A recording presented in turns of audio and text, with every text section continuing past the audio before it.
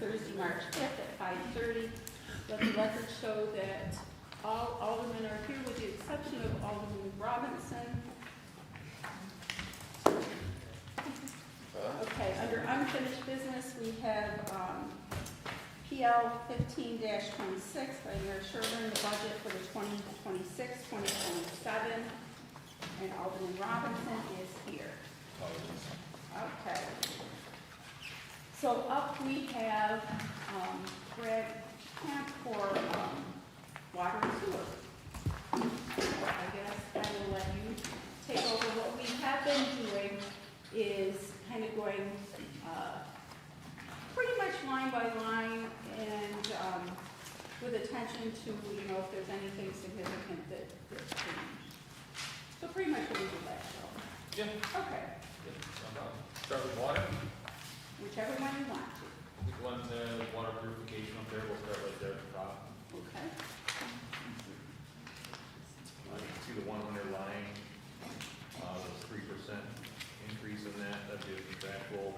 That also has the junior engineer position and the mechanic position in that total. The one thing that I will say, if we're looking to try to save some money in the 100 line,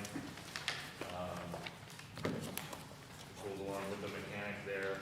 The mechanic are split up there, third are, as several other positions are split that way. When it comes to our fleet, 13% of our fleet is in water, 13% of our fleet is in sewer, and the remainder is in the general fund. So our mechanics currently are funded 66% of their wages are covered by water and sewer, when they're covering 26% of the fleet.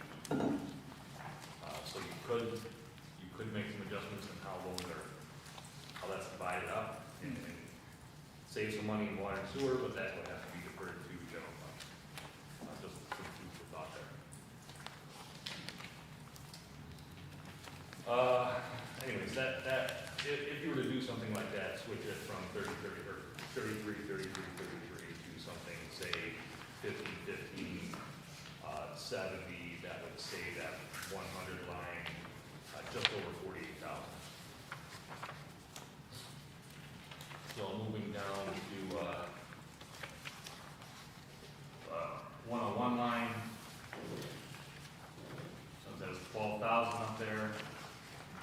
We're currently at $10,854 expended in that line. We're trending towards the $6,000 mark for that. I believe that would be better funded at $15,012. 101, right, Brad? 101, yeah. 12,151? You said 10,000 something. Currently, to date, well, to the end of January, as of January 31st, we spent $10,854 on that one. But just so you know, as of last night, it's 12,151. Like you took it up there, it's Yep. as of midnight last night. Yep, 12,151. So whenever you ran that report. Well, Brad, just so you know, one of the things that we have now is we have kind of the actuals for what happened in that last quarter or thereabouts, the equivalent of what's left for this year. And it looks like, yeah, you had about 2,700 in that line expended during that time. So you're right, that is closer to 15,000 there. Alderman Robinson. Brad, I have a couple of questions. One, I wanted to circle back to the 100 line. You said that the increase was primarily the engineer and the contractual. If it's the junior engineer, I'm assuming it's going to be the 1/3 that comes out of water. So with that, be around 13 grand. So you're saying that 13 grand is the contractual? Those are the only two reasons I recall. Well, there's a contractual raise Yep. and then two positions. And two, there was only one Junior engineer and a mechanic. junior engineer and a what? And a mechanic. Oh, Mechanic, okay. I didn't hear the mechanic part. Split, the mechanic is split, right? They're both split. They're both split by thirds, but Yep. Vernon's right, the numbers don't No, because then once you add a mechanic, that's 20, that's 30 grand right there, which is what that increase is, so then we're still missing the contractual part. So we can address that. And then second, with the overtime, if you're looking to increase 2 personnel, then your overtime should actually go down, and you're suggesting to actually go up to 15.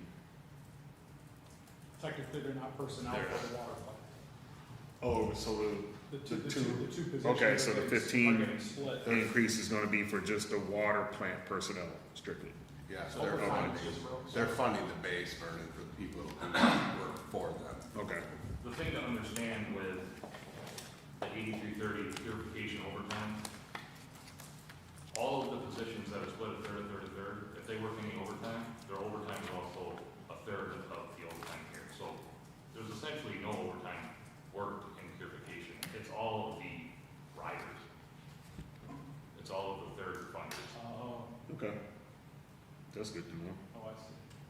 So if an electrician works overtime, an engineer, a mechanic, I see what you're anybody who was covered, right? It gets absorbed into that. A third of their overtime is charged for that, I see. which, you know, is that correct? Is that incorrect? I mean, if it's not for water, why is it being charged? I mean, from an accounting standpoint, you would want to book it against whatever job is being done and whatever, right? Yeah. Whatever job that falls under, it could be 100% if it was electrician working on the purification plant, Sure. right? Versus they're doing something else. So technically, the job orders that they work on should be able to identify what fund the work is falling under. So that might be something, again, that we can further improve, allocated correctly. So you're absolutely right, right? So I've been in touch with our payroll company about it, and they're looking in to see if there's a way to do that. Because it automatically. But you know what I'm saying, right? Like, something on the work order that the employees are using should be able to record what the job, what fund it's hitting. Right. Yeah. Alderman Robinson. I just wanted to say on ours, because we know I work for National Grid, and we have, I'm gonna say at least 6 or 7 departments. So depending on what department you're working or covering, that's the accounting that you use, even though you're still in your one department. You have accounting for ours, and then we have accounting for those other groups. So that's the accounting, and that's how it gets recorded. Because like you both said, at the end of the day, you wanna record properly, but you wanna make sure that it goes to the proper department, even though it's all the same company, it has to be accounted for. So it's the same situation here, so. So, Brad, backing up, don't you need to actually increase the 100 line? Well, I'm looking at the spreadsheet that Stephanie gave us right now, right? Yeah, so I'm saying, so you have an increase on the 100 lines under purification of $30,099, correct? And then the 2 proposed positions of the garage and the junior engineer actually eat that $30,000, and you said there's contractual on top of that. So you don't have enough of a raise to accommodate all 3 things.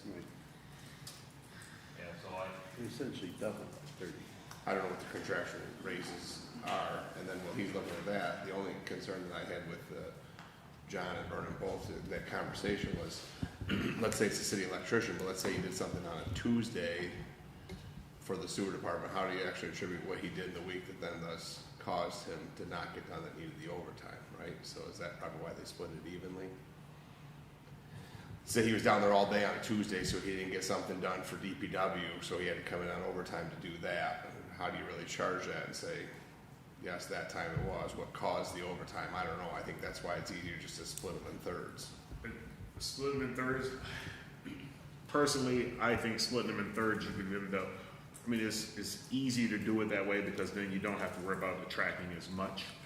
But I think what you might learn is that you may end up, a person can end up working more in sewer one week and then the next week end up going back to general work in their department or whatever, and then might spend 2 weeks into the water. So then you have that disproportion, but yet we're charging everyone third. So I think that's where if it's tracked from a payroll perspective, each department has their own accounting per se, then it's easier to track where that money is actually coming from, and then that will give a basis for how the city can pivot and alter this to how it's actually being funded.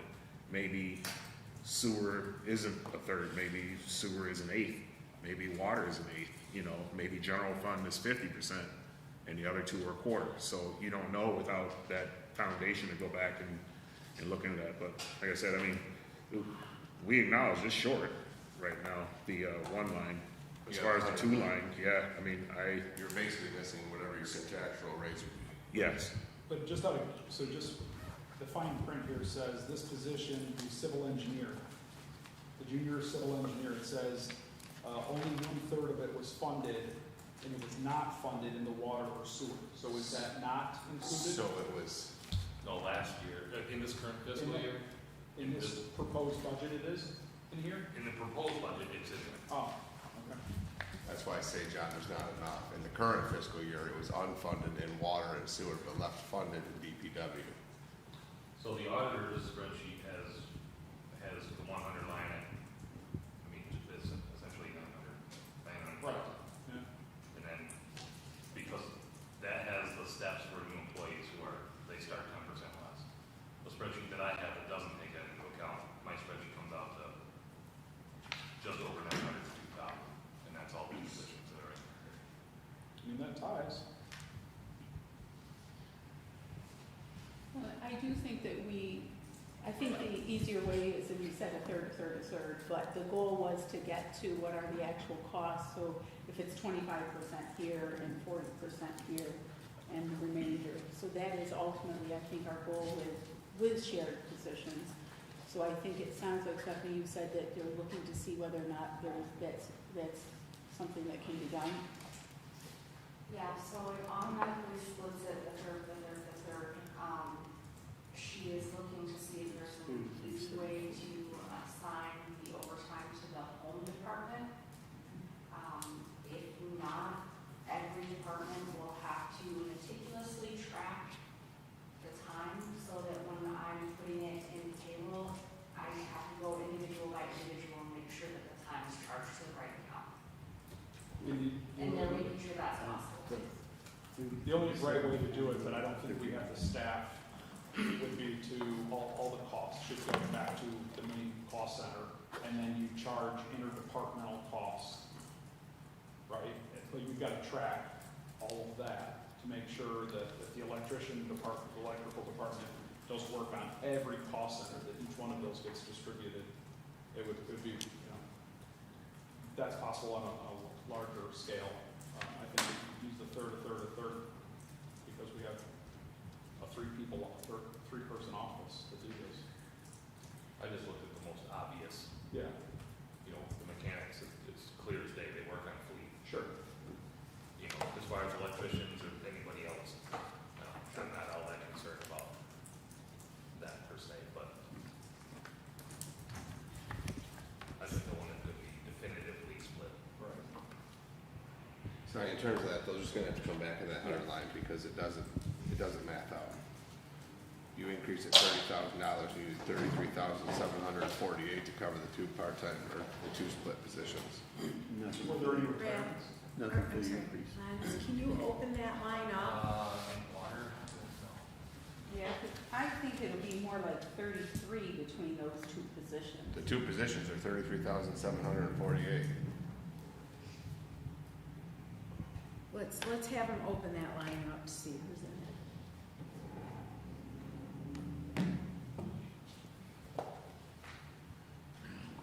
Well, so that's not gonna give you an overall total, just so you know. You have to go into the line.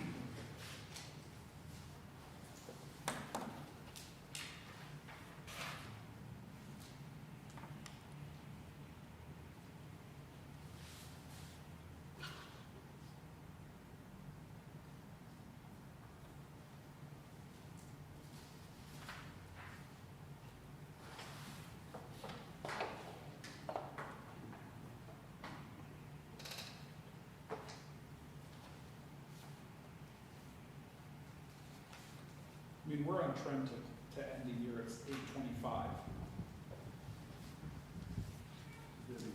We're on trend to end, if our year-to-date is 619, we're on trend to end at 825. So that's a bump up of 75,000 compared to where we're gonna end the year. 845 if you use the actuals from 2/1 to 5/31. But that 619 is as of last night. That 619 is year-to-date.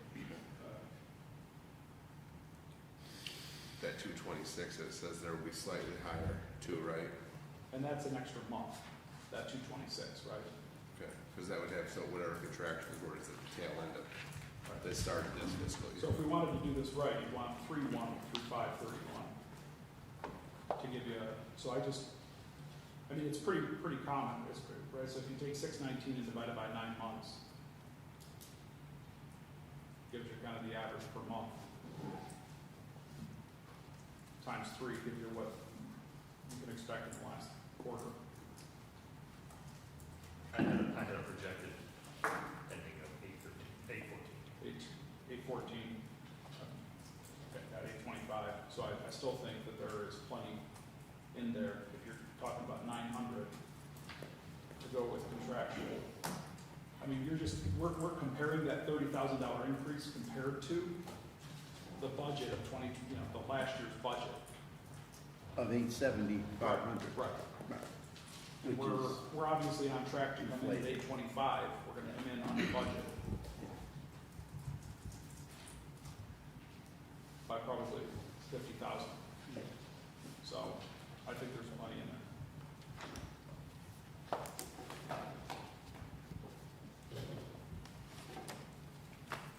Works for me. I'm also not sure when the third started for other people, like Connie and I, for example. I don't, Lance, maybe you know, if that started at the very beginning of the budget year, if it happened a few months in. We did that at the beginning of budget last year, where we did, I think 50, 25, 25. That's what we did. But the third started way before my time.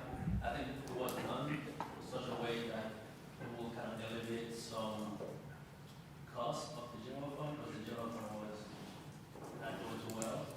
So that was the reason why Paul was the third. So this way we would have to raise taxes so much. Well, and the other piece is the allocation of the resources, right, and where it's expended. So it's not so much like, hey, let's take it out of the general fund so things balance better. It really is about what is utilized by each department. Each department reutilizes people, because people get paid, right?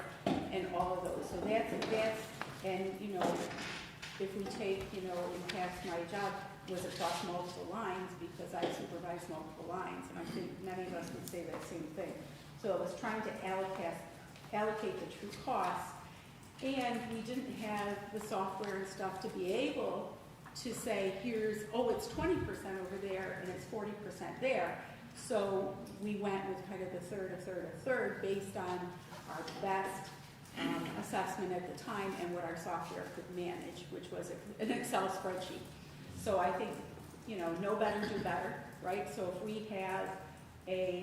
can find a way to more efficiently allocate, more accurately allocate, that I think is great. But there was more rationale to it than just the general fund. So. Okay, so I think it sounds like after some conversation that based on the projections, we should be okay in this line. We can certainly go back and revisit it if more information comes out to that. And then we would probably like additional information to see what the software will do in terms of being able to allocate. I think it also assists employees with time management also, when you look to allocate things. So one thing we have to be aware of, if we do it for one position, we may have to do it for everybody else. Like my job, I will also work for water and sewer, and my time doesn't get charged for water and sewer. Same as the mayor, she works for the whole city as a whole, not just the general fund. Those ones can also be split. So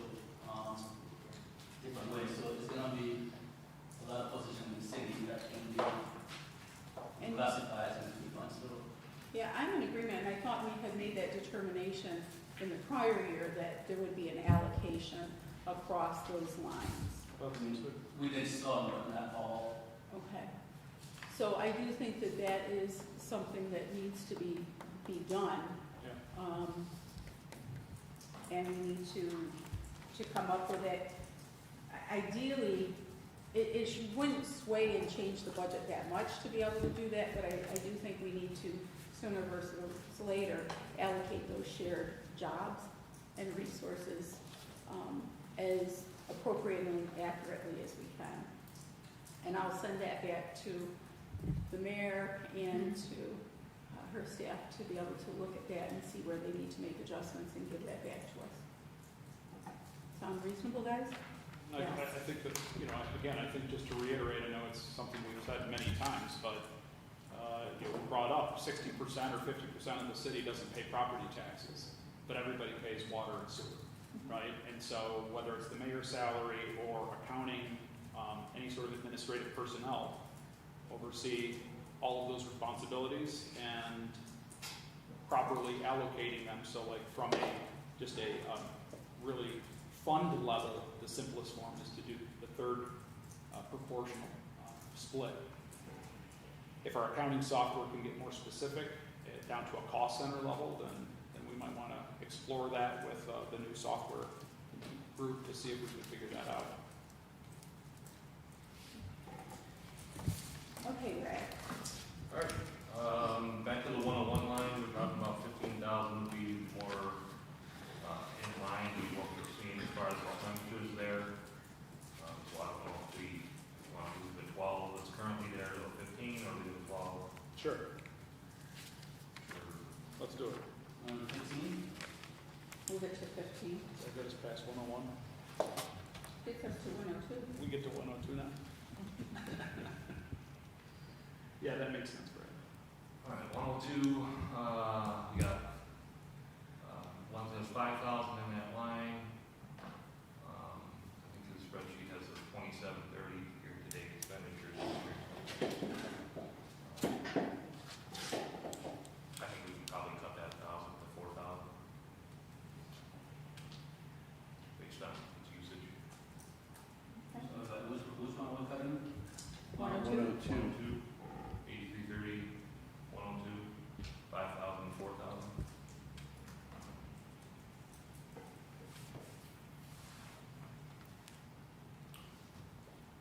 We got 8330, 220 equipment. In the auditor spreadsheet, I see that was at 0. I don't know whether that was whether I actually put 0 for that, or that was a typo, or what the case, but, in the current fiscal year, there's 40,000 in there. You can see we spent, what is the spreadsheet? 10,500. What, 10,500? 10,000, yeah. Brad, what would you use this line for? Because I was a little concerned that there was like nothing in it. Yeah, so these are like tools, so, you know, supplies, like tooling supplies. Really expenses that don't fall into one of these other categories. Yeah, because they're not falling into office supplies and such. Correct. So it does look like you have expended, you know, 26,000. It looks like you're on par to be at about 16,000 this year. In that ballpark, 15,000. Yes, so the spreadsheet from you shows what, 10.5? Right, up to year date. Yeah, my spreadsheet shows 14, so there might be a couple expenses that haven't gone to Lenz's office yet. I have a year-end projection of like 21. So if we wanted to cut that to 40 to 22, you could do that. Lens, can you open up and see what was used, what that line was used for? Well, how do you have a spreadsheet that shows different numbers than what we're looking at when we're trying to work on the budget, which Lens doesn't have? And this is. Sorry, like it's This like is- really this confusing is when we're correct. talking about like, oh, my This sheet is says last this, time. my sheet says this, like this. How do you have a sheet that says a different number than he has? Because if somebody went to Wordsmith today, they bought tool A. You know, Joe goes to Wordsmith, buys tool A, gets a receipt, brings it back to the plant, stamps it, supervisor signs a budget line to it, sends it up to me, sends it up to the office. We process it. We have our internal spreadsheet. So I put it on there as, okay, we have spent this, but it hasn't gone through, So it hasn't reconciled on the books yet. till it goes through and actually gets paid. But we're also getting to the internal control issues that we have, that process should So not be yours used. says like 14,000. Mm-hmm. So, okay, so in the past couple of days then, because this was printed to us, given us Tuesday. So in like 2 days, there's been like $4,000 charged to that line. Well, it could have been longer than 2 days, only because we only process vouchers once a month. Okay, thanks. And I think I remember once that you had suggested, Lens, to Right. process them twice a month. Yeah, I did, but we never followed through with that. Right, so, This way it would be much easier and quicker, because we would have more stuff loaded into the system twice a month, and that would be much faster. And it would cut down probably on some load of work, 'cause doing it once a month, there's a lot of vodka to go through, whereas if we do it twice a month, we'll have less with the weeks. so and I think that part of this goes to also internal, as you said, Alderman Robinson, I know the mayor is working on this, you know, where supervisors are approving something after the fact versus somebody puts in a purchase order and it goes to the supervisor first, so that they can say, oh, yeah, that's reasonable, because right now, what are you gonna do after it's already Or, yeah, we have enough. right? Yeah, so really what I have, with the program that we already have and the fact that we're not sharing the spreadsheet with the auditor, like hourly, Yeah. I put in place purchase orders over $100 have to start with a purchase order, and Lens is the first person to receive that to make sure that there is money allocated in that line, and then as well as Brad, in this case, should be looking at also, and Lens and Brad should match, their numbers should match, and then immediately Lens should put it in as a pending purchase, and then once it's purchased, after it's been approved, then the voucher can come or the receipt can come to verify. That's the steps of which I'm attempting to try to correct, so that we don't have an internal spreadsheet being done on its own and Lens has something different.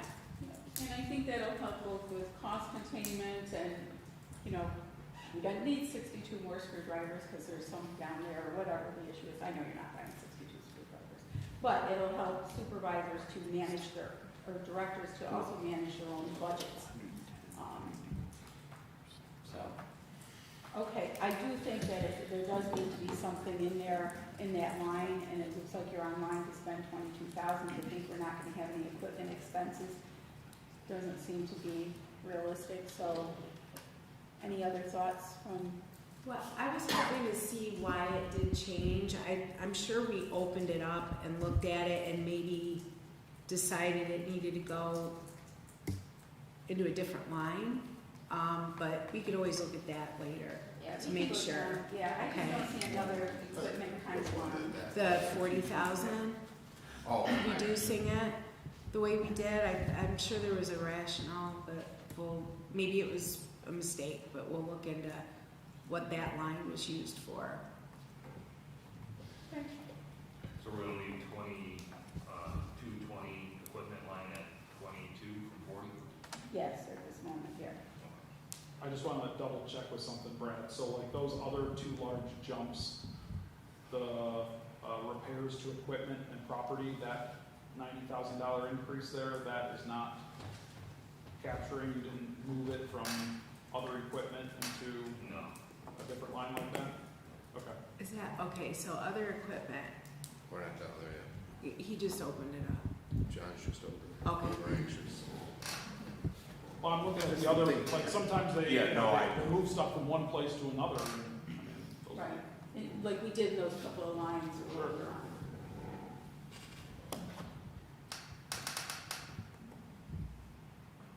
Okay, Okay. Okay, so 22,000? yes. Are you moaning over there, Vernon, or? I think my heart's just, we're good.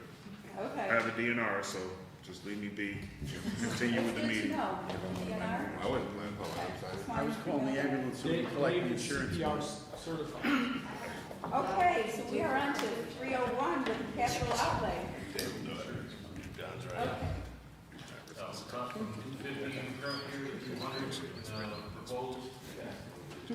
I don't know if we have a plan for this. I believe current fiscal, we moved that 250 to a capital fund. Yeah, and we're gonna be looking at those, and that was so that we could begin to build up a reserve for major projects that we have versus all of a sudden we have a major project and we don't have any money in the bank for it. So we are looking at how we, where we have capital projects, and after we get done with the budget, it'll be our next piece to tackle, as to how we manage that and within the general fund, but yes, so. So last year's 250 still sitting in the capital fund though, correct? We did actually, we transferred it out, didn't we? At the, it was put in, Lens, it was put in something for gaining interest, and then the PO was dated for 5/31 that it was transferred to I think it a was- capital fund, so there should be, I don't believe that we expended any of, Was it 250 or one of the funds was some random, like It was 186? it was like 154 that was on the sewer side. that was the sewer side because we transferred some for the North Olean repair, yes, Brad? That's right, yeah. Yeah, we transferred a portion of that to pay for the repair up there. But the water fund, I believe, was in its entirety, it sat wherever Lens put it, I can't remember the name, something, and then it was dated for the end of the fiscal year to go. Back into the capital fund, To lock, yeah, so that way it didn't roll into the water reserve. yes. Yeah, so until we make those changes, we need to make sure, Lens, that happens prior to the end of the fiscal year. Actually, it's right here, it's like $300,000, What was that? $300,000 for capital budget. Should be 300,000 Okay. for water and sewer. Yeah, that's just water. Right. Sewer was what, 154, I believe, sewer Yeah. was? Mine was, Well, so sewer was 152, 957, that was sewer. so that says 300 up here, but then in this budget sheet it says 250 for the capital outlay. So is that 300 inclusive of, interest or such, or is it, No, that's just the base amount, the interest is sitting somewhere else. okay. So the interest will be moved also into that line, correct? Into that capital project? Because that was the whole idea in keeping it in there? Well, the thing is, the money we have in your classes for all capital projects, not just for one project. What was that? The interest is for all capital projects, not just one project. So we can map it out. And I mean that in terms of, I didn't mean it quite that way. No, I'm not. Right, I mean, so, because that was the only reason we kept it in there, was because Bill and you had said, look, we're getting interest from that, so that is the only reason we kept it in there instead of moving it out at that moment in time. We Okay, kept line it there for 301. about a year. Right. So the water fund can make interest. Right, The 301. interest is in the water fund. yeah, so 250. as we move it out though, if you It's could, already been moved out, it's not in the new class anymore, it's already, 250. it's part of the capital project now. you are, okay, so you, Because we have to move it before fiscal year end 2025. correct. So you moved it already. Yes, that's the last Okay. budget. So if you, So so, Sonia, yes, okay, I gotta go back to 301, capital outlay. Last year, this says $250,000 is what we budgeted. mhm. Where did the extra 50 come from? I don't know if that was maybe, did we roll contingency, leftover contingency? No. I have no idea. So that was in the prior budget. Yes. Okay, Okay, so that was 2024, There was 50 left 25. over, John? No, we had 300,000 in the 2024 budget. Okay, We put that into the capital fund. Our current budget that we're sitting in has 250 in there that we still need to appropriate to the capital fund. So we'll have 550 we in there then. did that at the end of the most recent. It's round, I'm looking at it right here, budget 2024-25 has $300,000 in the capital outlay. We transferred that 300,000 in May of last year, and So so that's we'll actually transfer this 2024 250 in monies, May of this That's year right, before the which end are of still, the and then year. we have 250 That's from right. 25 to roll, okay. She So just we said the have- transfer. We transferred the 300,000 from 24-25 was transferred in May of 2025. So this 250 from 25-26, we will transfer before the end of the fiscal year. Okay. We haven't done it. And we'll have 550. We haven't done this one. So we can do it anytime you want. Yep. Between now and then. And that'll build that up to 550. And if you want to leave it at 250 or 200, I mean, the idea was, the going rate of a water line was about $1 million if we're paying out of pocket. I don't know what it is now, Brad, but Yeah, it just goes up. it just keeps going up, right? But to create a reserve for a water line was kind of the idea, right? Well, yeah, that's why I didn't know why you dropped it 50 when, I mean, what percentage of your treated water gets lost underground? So you're saying you want that D 250? transferred to the capital fund? The existing. The one, yes, the 250 that's in there currently needs to be moved to that capital fund. We'll do a PL resolution on that. Yeah. The operating to do that So- on any of the fund transfers. Is it was the idea that there was one area, one project for it to be used, or is it ongoing all the? So should that be a capital fund then, or should it be special reserve? We will move it to the capital fund, and then when we figure out the special reserve, Okay. then we can do that all at once and make all of those Okay. changes. All right. And I would agree, I think we decided we would put 250 in there annually, and that was something that was brought up and agreed upon, I think, by us. It was 300, then we reduced it to 50 last year. So now we're reducing it to 200 for this year. The 300 I'm was fine the, moving it to 250. Yeah, Huh. I'm fine with leaving yeah, it at 250. I'm just saying the original talk was 300 in both, is when we originally did it 2 years ago. And I don't think we should reduce it, because we've been talking about the need to have these contingencies available to us, so that if we had like a major break and stuff, or, And I mean, I would also, the administration and Brad, I mean, we were very successful in, was it a WIA grant that helped pay for Washington Street? Right, so I mean, we should be applying for these WIA grants, and if we had $1 million sitting in capital fund, I think we got $1 million from, is that New York State, or is that federal WIA grants? Whoever it is. I don't think that's, state. You know, but they help us pay for these water lines. And so, you know, a lot of times there's a match that's involved in getting grants like that. So I think the idea was to have $1 million to $2 million built up in a reserve. At one point in time, working with the fire department and DPW, we identified like the worst water line in Olean was Washington Street. A lot of those fire hydrants had to be marked and painted red because it told the fire department, don't use those fire hydrants because you blow the line. We should be identifying what's now the next worst line in Olean. And I've got photos to show like what that water line was. I mean, to JR's point, the holes were astronomical, right? And I don't know, whatever the calcium or the iron buildup and stuff, I mean, the flow was really abysmal. So I think this is a part of that capital outlay plan we really need to work on, replacing that water infrastructure. But I'm fine leaving it at 250.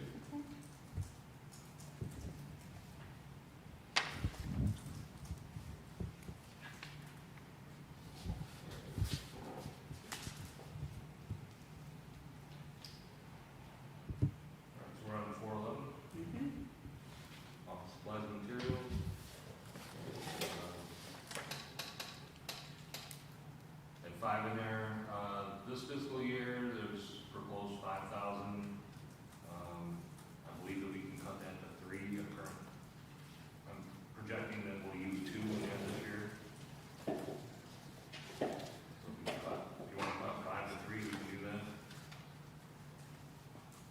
think that's realistic in terms of, I do. okay.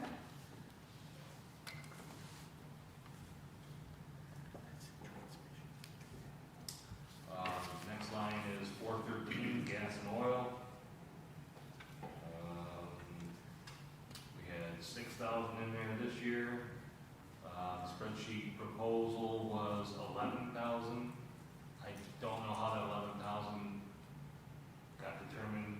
I have our gas pumps will tell you exactly how much each division uses. So I asked for that data.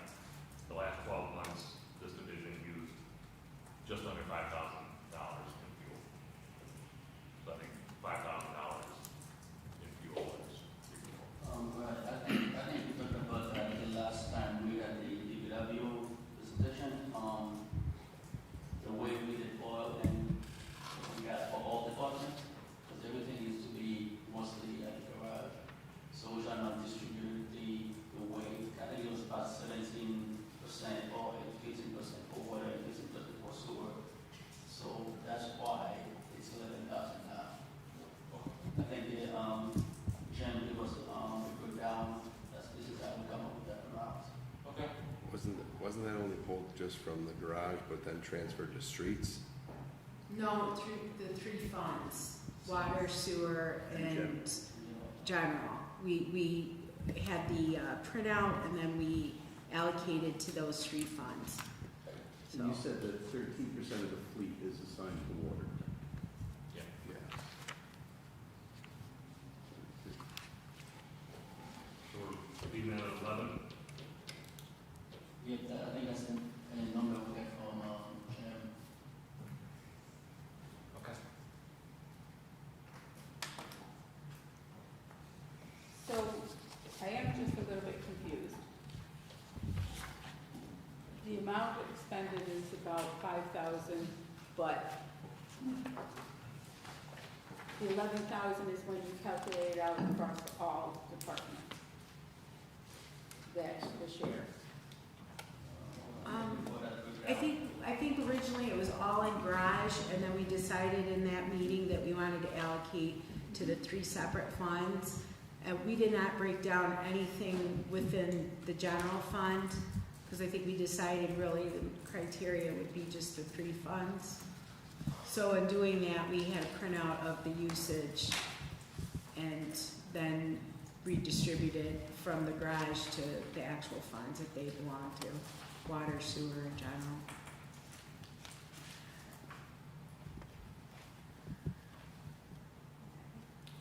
I think to Alderman Carey's piece before about, cost centers and where, money is raised and stuff, and I guess I think water, sewer in general is where you have it. Right, and I was fine with that, breaking it down that way. Yeah. I just meant dividing it much further down. And I would say, if we have water and sewer, but general also includes the police and the fire department, I think that's gotta be a larger percentage than water and sewer.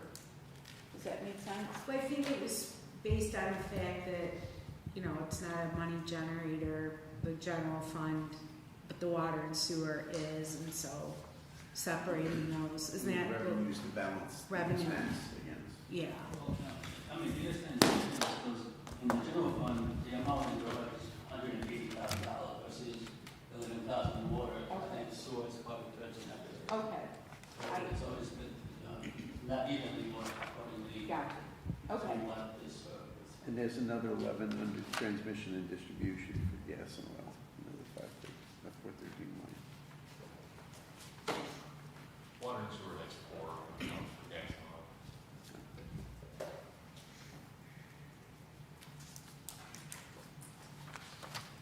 other thoughts? Okay. Moving on to 415, uniforms and PPE. Current budget has $2,000 in there. Proposed $5,000.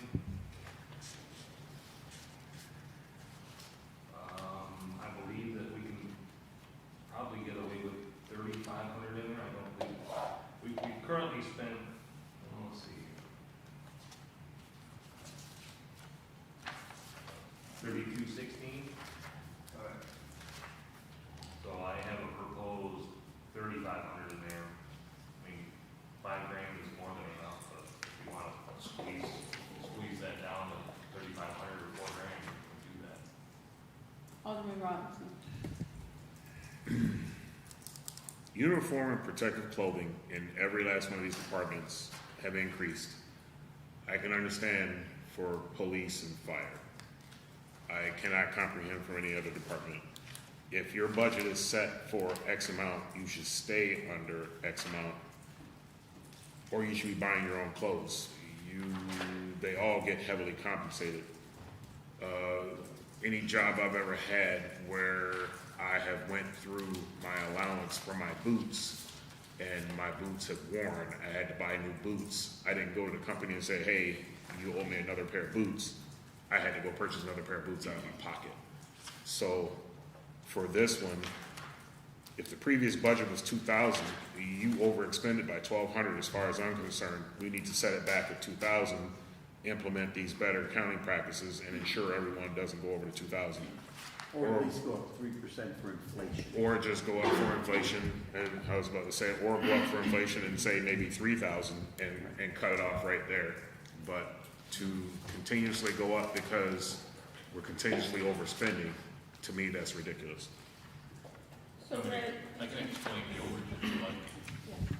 yeah, because I was gonna say what does that include there? So if anybody who's familiar with a full-face respirator knows that you have to have an annual fit test. Our employees in filtration have these for changing chlorine gas, fluoride, things like that. They've not been certified in over 10 years. So I sent them because it's a requirement for their safety. We've been over for that. When they wear these full-face respirators, someone who has corrective lenses like myself and several others here, you have to have those corrective lenses in that mask so you can see what you're doing. They did not have those. They have them now. That's why. Are all those employees clean shaven all year round? Yes, they have to go through a fit test Mm-hmm. in order for this. Yep. Otherwise, they can't do the job. Right. That's where I was going with it. If they're not clean shaven, then they can't do the job. So that explains the overages in this fiscal year, because I didn't feel that, I don't feel it's right that it's a requirement to wear the mask. They should have a fit test done by the hospital that's, legit and have the right corrective lenses so they can see properly to change these gas cylinders. But despite that being PPE, wouldn't that count as other equipment? It's not used often it's on a case-by-case basis, despite having to maintain the training for it and so forth. In that 220 line, you're talking the equipment? Yes. I mean, it could be, I guess either myself or the supervisor felt it fit best in the PPE line because that's really what it is. Yeah. So how much per employee is it for like the fit test and to make sure they have the correct mask? Steel toe boots, hearing protection, eye protection, the oxygen bottles, the mask, that type of stuff. A high vis apparel if they're working the roadway or whatever the case may be, reflective. So what I would say is, some of us get fit tested annually, and that is a requirement. I do want to make sure that we do allocate sufficient amount for fit testing, right? Because we want our employees to be safe. So I guess I would say if we spent 2,000, but that didn't include fit testing for the employees annually, I do think that we need to make sure that, because we're looking to get actual expenses, right? What do we think it is? Not like 2,000 because 2,000 is good. So if we projected what it costs to do the fit testing annually in here, I would advocate for that. Do they have to be tested annually? Yeah, it's anybody who wears a full face respirator, just like all the firemen do, and we just, for whatever reason, Yeah. we just kind of got lax in water filtration. So best practice is annual. Yes. Okay. Well, that's fine. So from that standpoint, I'm okay to put in the 3,000. Oh, I'm fine with that. If that's the case, if that's what that's for. But I just wanted to correct it because that line does say uniform and protective clothing, so I'm thinking PPE. So granted it's a mask, I mean, I would move that mask into other equipment because you have a larger amount there. And that way you will have your allocation for uniform and protective equipment because you can exhaust your funds real quick by putting one or two masks. Let's say you lose an employee, now you got a new one coming in, now they gotta get tested with yet another piece of equipment, more training, so you're gonna drain that line even faster, so. So how we would do that internally to keep it in a line that we feel is accurate is I would request to move money from equipment to PPE to cover those costs. That's right.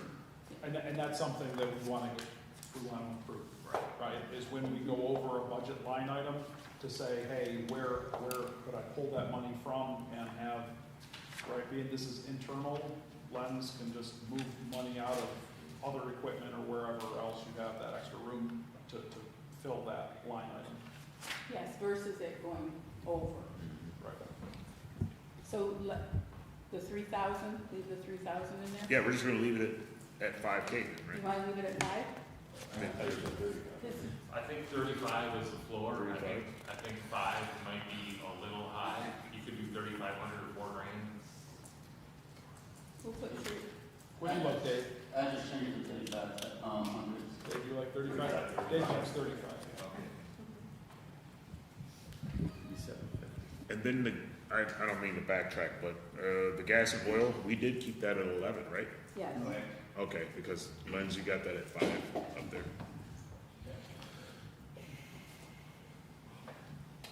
Just wanted to make sure. Okay. Manual 416. We haven't spent anything out of that yet. We got 500 in there.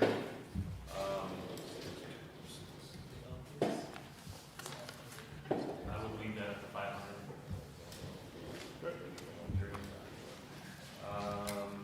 Janitorial supplies, line 417, we have 2,000 in the current fiscal year. We have spent, one has 460, I have 572. I would think we probably spend right around 1,000, so if we had that at 1,500 instead of $2,000, we'd probably be all right. So, What is your year to date? my year-to-date is 572. Okay, and we're taking it to 1,000? I'm projecting that we'll spend right around 1,000, give or take. So In 3 months, you're gonna spend another 500, which you Well, did I in don't 9 know. months? I don't know, I'm just Oh. saying, like, if I That's project what I said. that out.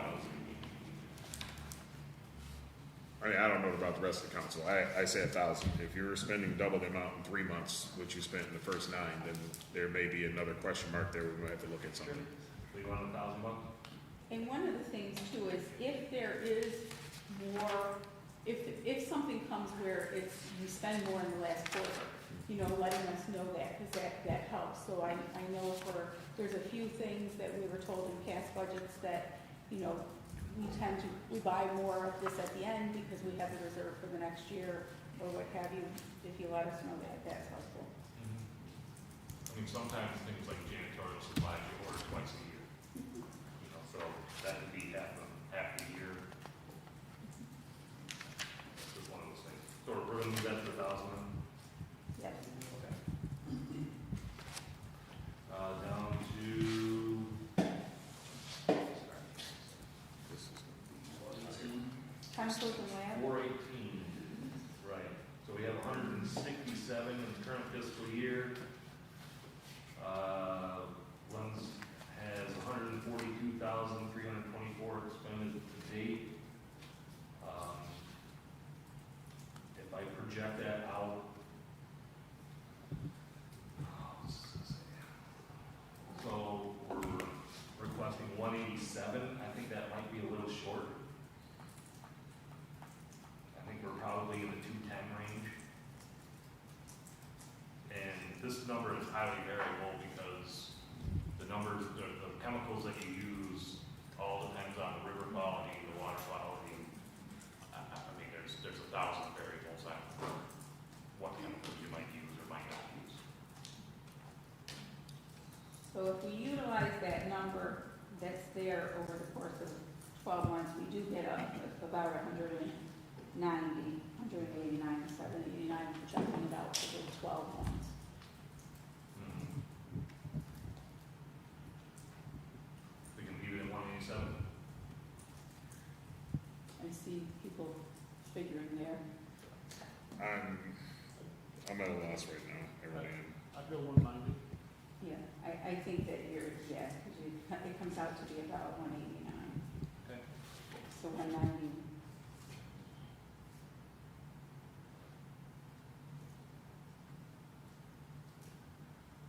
Okay, telephone, this is, this one here is interesting because I don't know if you had the discussion with Jim, but, we budgeted 10,000.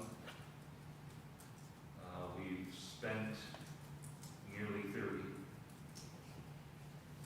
And we had a change in vendor, provider, or however you want to call it, for some alarm lines.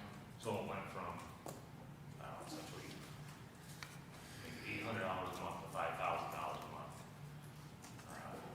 So we're working on getting that figured out, what we're gonna do there. So to try to put a number on this is really tough. I don't think it's gonna be very long before we get it ironed out, but what those numbers are gonna be every month, I have no idea. So, you know, am I comfortable with 13? Yeah, only because it's a complete unknown. I really have no idea what that's gonna be. So when we say telephone, cell phones in there too? Yeah. How many cell phones are in there for One. purification? Okay. So that's like.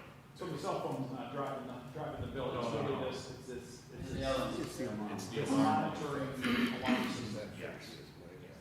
It's a new technology that they're doubting you can. Really?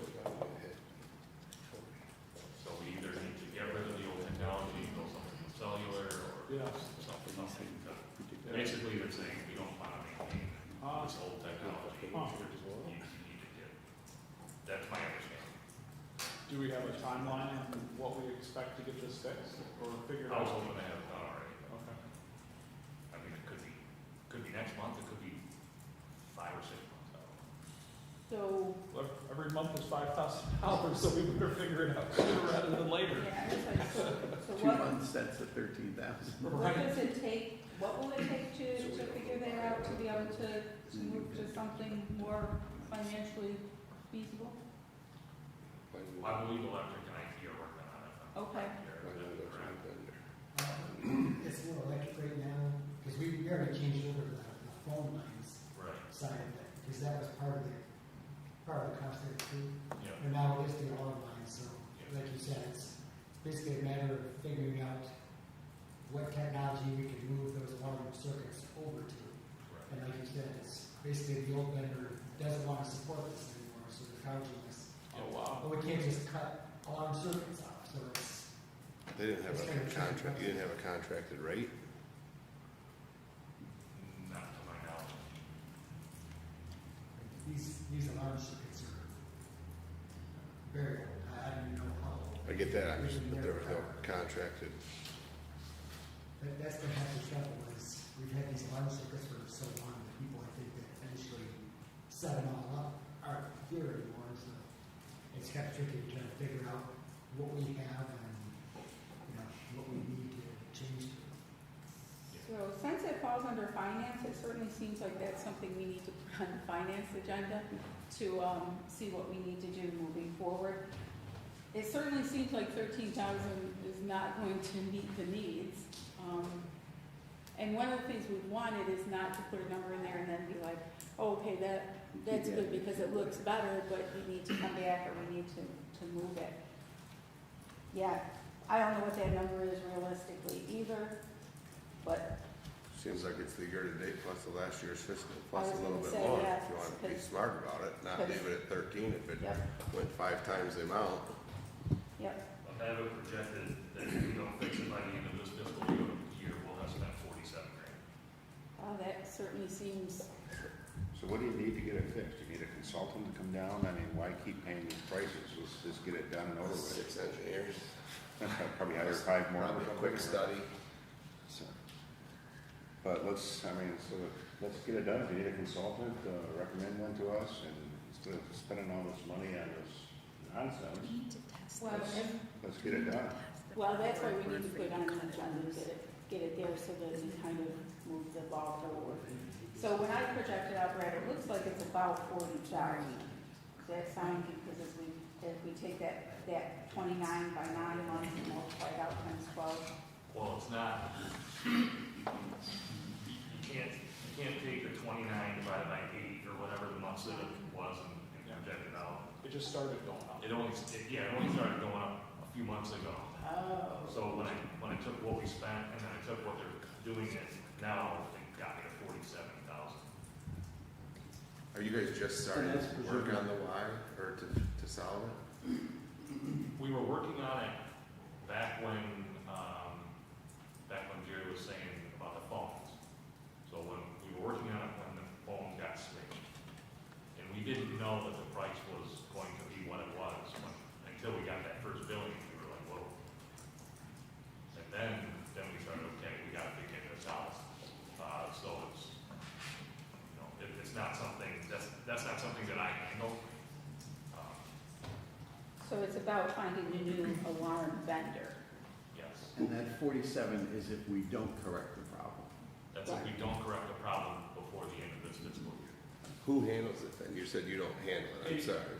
Dave Kane is working on it. He handles all the or not all the telephone, but all the instrumentation and the alarms, so. So can I interject a little bit? When I first stepped in, was seeing this astronomical bill, and so what we found out was we were attempting to switch to the other carrier, to exit out of that particular carrier that's gouging us.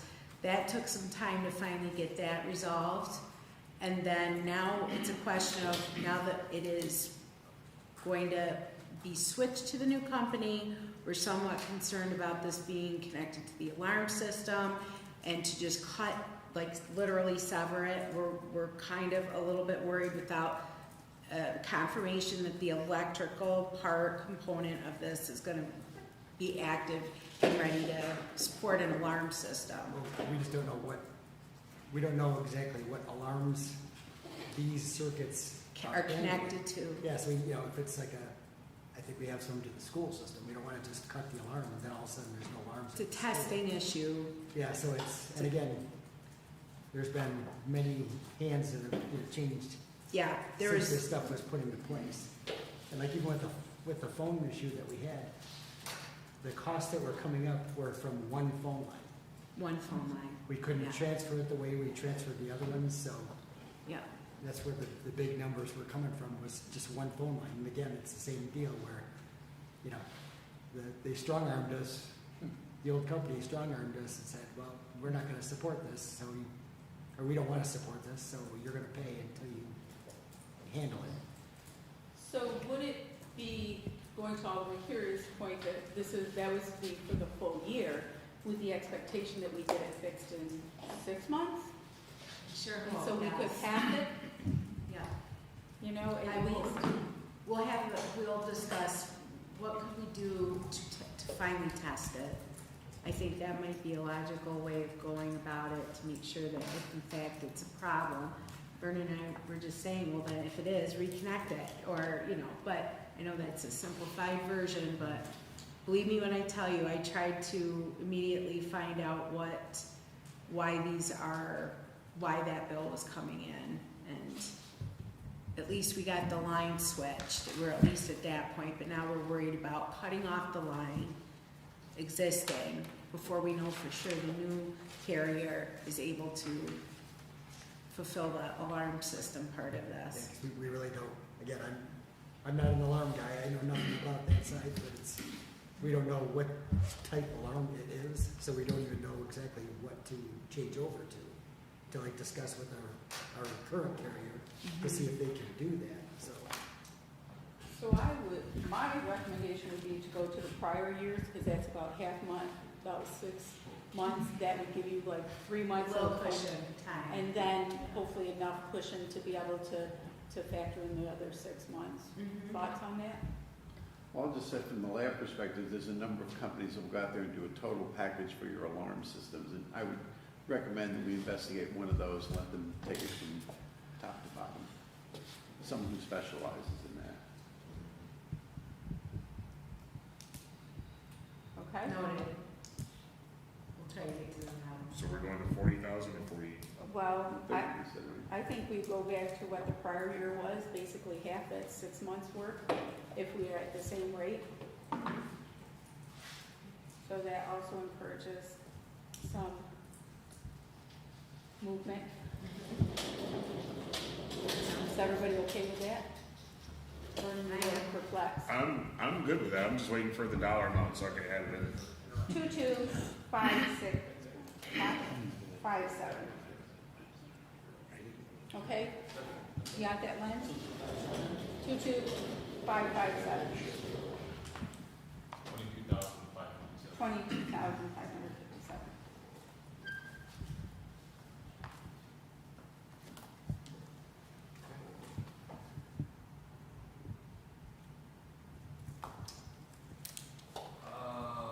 Moving on to 422, light and power. We budgeted 218 last year. The proposal currently is 218. As you can see, we've spent 206,179 so far. I don't believe 218 is gonna get us there. I have a projection that's closer to 250. Brad, just for you, if you guys have these projections that 218 is not gonna get us there, why the hell is 218 in the budget? Well, yeah, I don't. I'm not trying to be a dick, but like, just a minute ago, you just said like, it's not yours about that thing. If that thing's going way over like that, and if you're the water sewer superintendent, I feel like it is your responsibility to come to, but if 218 is gonna get us there, then what's the budget that we're looking at? If 250 is what you need, put 250 there. Right, this number here that I gave you is 6 weeks old, and, you know, I tried to get it in on the deadline. You mean that 218? This is kind of where we are now. And this thing just got changed on Tuesday. Yeah. Right, but I didn't give any update. Okay, good point. So, It's not just you, Brad, it's just the whole process has been Oh, sure. like I'm just trying to give you. spreadsheets with different numbers. so Lens, just so I make sure, this light and power line will have a corresponding credit line in the budget for purification, correct?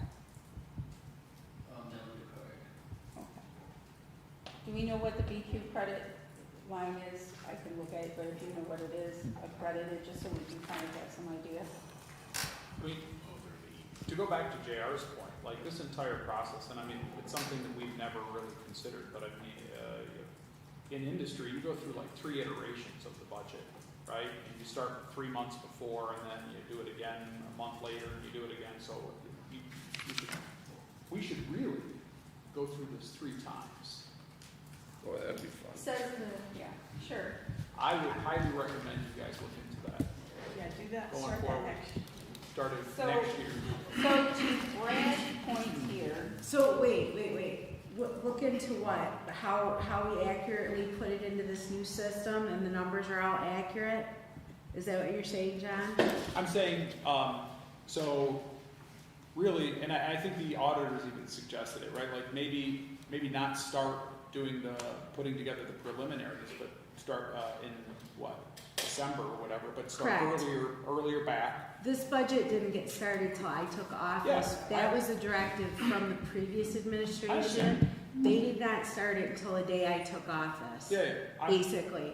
But the other part of this department, which is glaringly obvious, the internal controls over what is spent and what the actuals are different. And that this process, as tedious as it is showing this problem. Oh, yeah, So, 100%. so moving forward, what we have to do is literally go line by line and Yeah. see that this has been the issue all along, that they just need to match, everyone's needs to match Yeah. what the projection is and what we're even naming them. Right. What I found is that each department, well, in some cases, not each, but some of these departments are even naming things differently than what the auditor has. So this is the attempt to be able to straighten this out, and to find where the issues are within the departments. And, So, and I'm saying you get, as the process goes on, right, we get more accurate information We with each month, though, Yeah. right? Because you guys built this preliminary you had in January, right? So Right. now we're into March, you've got 2 more months worth of information. But So yeah, these- so now 218 is not realistic, and you're able, the more accurate information you get with the rest of this year, you're able to adjust it. Correct. So, But even this week, we see a difference Sure. in between things that were spent sure, in this department and then things that are recorded in our auditors. And I've had the purchase order procedure in place now for almost 2 weeks. Right. So we have work to do with Yeah. that. These items all need to be accounted for and projected properly. So, it might be a little tedious tonight, but hopefully after we get it all cleaned up, after we go through it with Brad, these numbers are gonna reflect truly what we're gonna be able to use and have a fair expectation that we'll stay within the budget, in the budget that I have. And I So- think that Lenz's recommendation, which wasn't well received by previous administration, to kind of do everything twice a month, would provide more accurate information, even for when we get what the payout for the month is and such. So I, for one, thought that was a good suggestion that Lenz had made, because it'll keep things, and it'll help to work towards that day-to-day Yep. piece. So I would, Yeah, the day-to-day, I think, is as critical as, twice a month, because when you have these many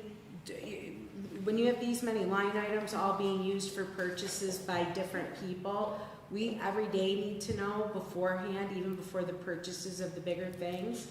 And it goes to show that it can be a nightmare to build a budget or to stay within a budget if we don't do that. So we'll get through this one. I know it feels tedious, but I think in the end, we're gonna be all better for it, so.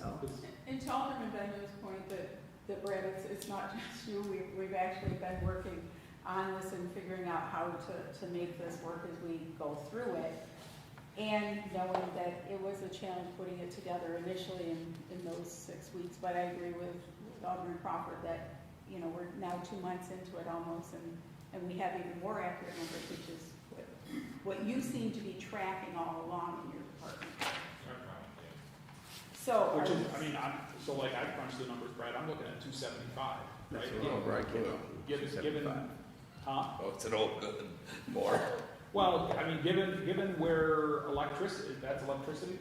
Yeah, given where electricity is headed and where it is right now, so if you take 206 and divide it by 9, right? And I would assume it's fairly consistent usage to run a water filtration plant, isn't it? You turn it on and it runs, right? So, you spread that out over 12 months, that's more like 275 at the current rates, unless, when we're talking about trying to get as realistic information as possible, probably more like 275.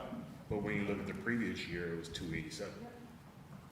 So that- And that was saying to go that this year or next year would be much higher, at least 290, 300. 24, 25 was two, oh, it ended at It ended at 287.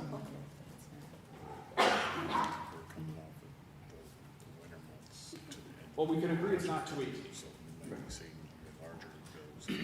Yeah. 280? That's fine. And John, to your point, I think it might be useful for directors to look at it quarterly, where they are in their budget, and then start mentally, or at least on paper, planning for the next year's budget. Well, I'm already up Q1, so I'm gonna plan for the next, it was thrown on the mayor and the staff's desk on January first, so this is, but the future, I think it's a good way to look at it quarterly, not 100%. Oh, yeah. I mean, really, even because that's what we monthly. have to do with the Yeah, I mean, hospital, we look quarterly at our as budget. soon as you start working with your new budget, every month you're evaluating, it should be done that way, so. I mean, we started in August, the trust rank, right? And we went through 3 different iterations, and then for January 1st, right? So, I mean, yeah, it's a long process. Okay, so we're So, gonna yeah, put 280. I think so. Okay, so we'll move on to 425, fuel for heat. We have 15 in the budget currently. Looks like we spent 16 to 11. There's a proposed 12. I have no idea where that came from. I'm proposing 18. I think based on the numbers of 18 makes sense.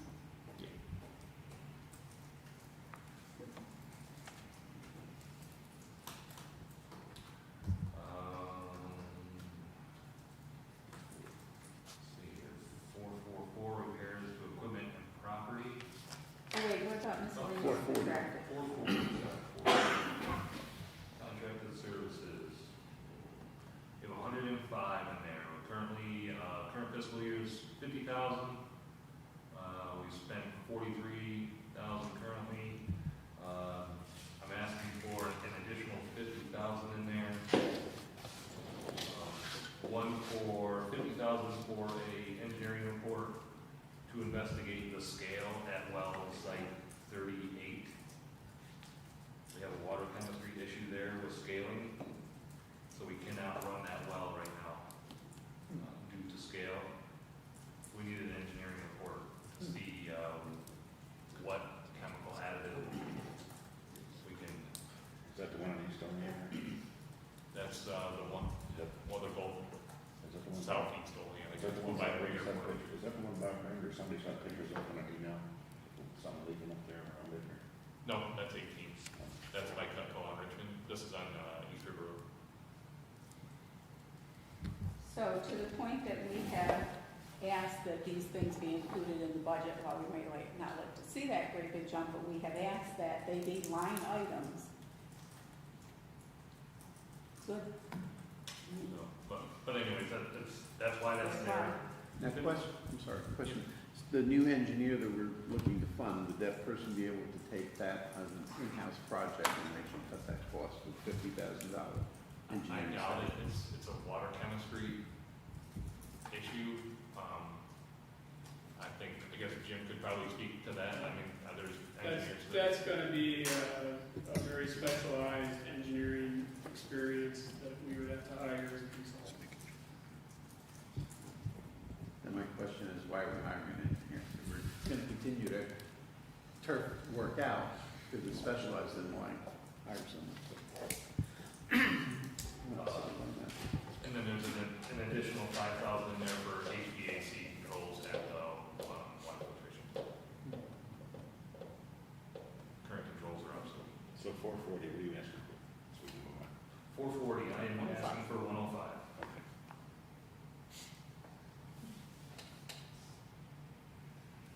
It's part of the scale report because that there's things that they have to kind of evaluate and dissect that we wouldn't necessarily have the equipment for. Yeah, so there's gonna be water testing involved, and then there's chemical addition to see what chemical will adequately treat the scale. And then you have to do a citywide study because we have commingled water. We have surface water commingled with well water. And if you don't get the water chemistry right, and you have lead lines in the distribution system, which we do in the lead service lines, it can leach lead out of the lead service line. So that's why it's important. It'll be Flint, Michigan type deal. Questions on that? Right. You said 440, you wanted 105? 440. 440. Yeah, that's something you highlighted in the change for us.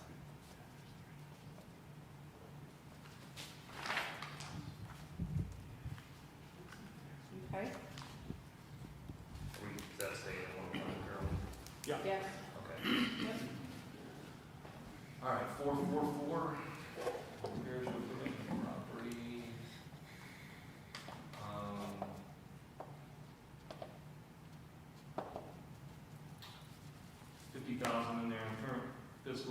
spent, just under 31,000. This report has, An additional 90,000 in there? yeah, and I don't know how that came to be, and what I'm asking for is 101,000. So it's, 50,000 from the original, and then it's 51,000 for the repair at well site 18. Remember the pictures that you were talking about, Alderman Anastasia, for the repair for the tower at 18? That's part of the, a requirement for the Department of Health sanitary survey. So there's two approaches to that. I'm nervous to spend the 51,000 because I don't think that that's gonna actually help us. The tower is from the 80s and it's brittle, and I know when we lift that up to replace that bottom ring, something else in there is gonna break. We looked into new technology to replace it with, turnkey new technology to replace the tower with a unit that's, you know, as tall as I am. Easy maintenance is $400,000. So, at a minimum, we gotta do the repair at 51,000, then we have a quote for. I can't guarantee something else isn't gonna break in that tower, and we're looking at something else. And then the alternative is to go to the new technology that we really need to go to regardless at both well sites. It'd be a good one to go find a grant for. Yeah. I was gonna, Yeah, is that something that your grant would cover, Brad? Could.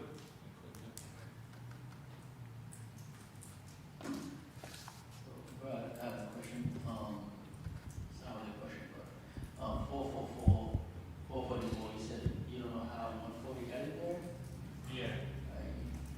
I mean, you got the proposal, right? Because I opened it up for everybody to enter their own proposal. I did not change the number, the only number I changed was the 100 line items. So I don't know how, Yeah, I don't know if you went to a different page where I had made notes. So if you went to proposal, or, yeah. I was getting those in there, but you want 105 in there, or you want 51? so what is the number that should be in there, do you think, Brad? Well, I know 101 for sure. I don't know if it's 39,000 from something else, and I would have to go into, on the top there, go to proposals. I want to fix this one first, how much you want in there? 101.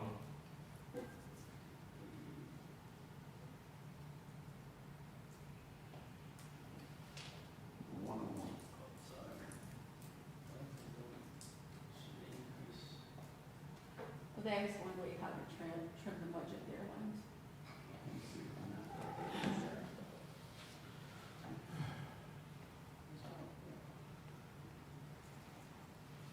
One oh one?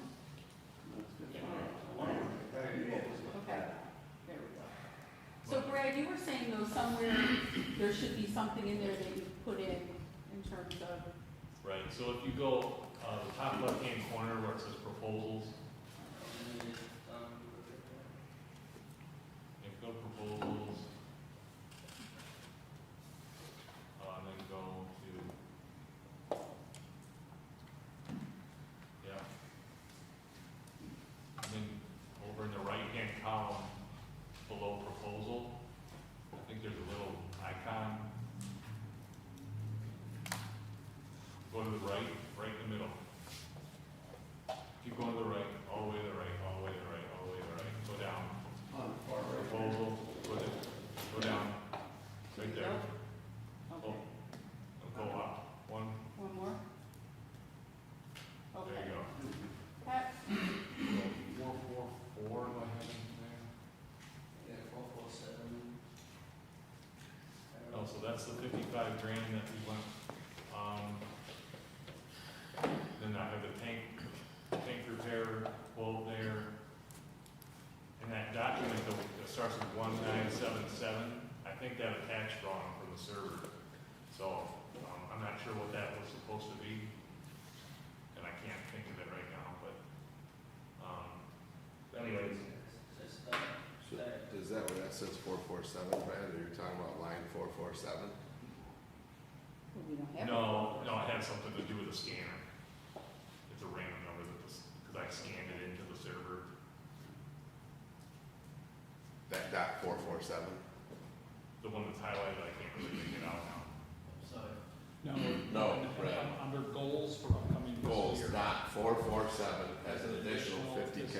Oh, yeah, right. And this, so there's no 447. Are you referring to It's 444? 440 now. Now it's 447. They changed the number on it. They changed the number. So you're now 440. 440, yeah. Should be 447. Because 447 is not ambulance billing.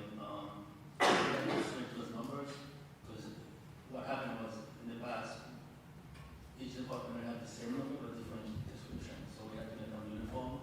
So we had to switch some numbers. 447 now is resilience services. Okay, 55. Yeah, that's the one we just talked about.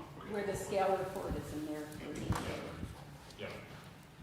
So for the life of me, I can't come up with why it was 140.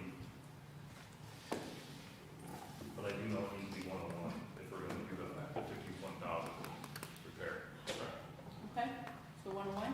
So 101, and then Brad, if obviously that's why we have contingency. So if something goes amiss with the Now we can- repair, Yeah, if I come up with it before this is, right, passed, then I'll try to you get can make an adjustment. Sure.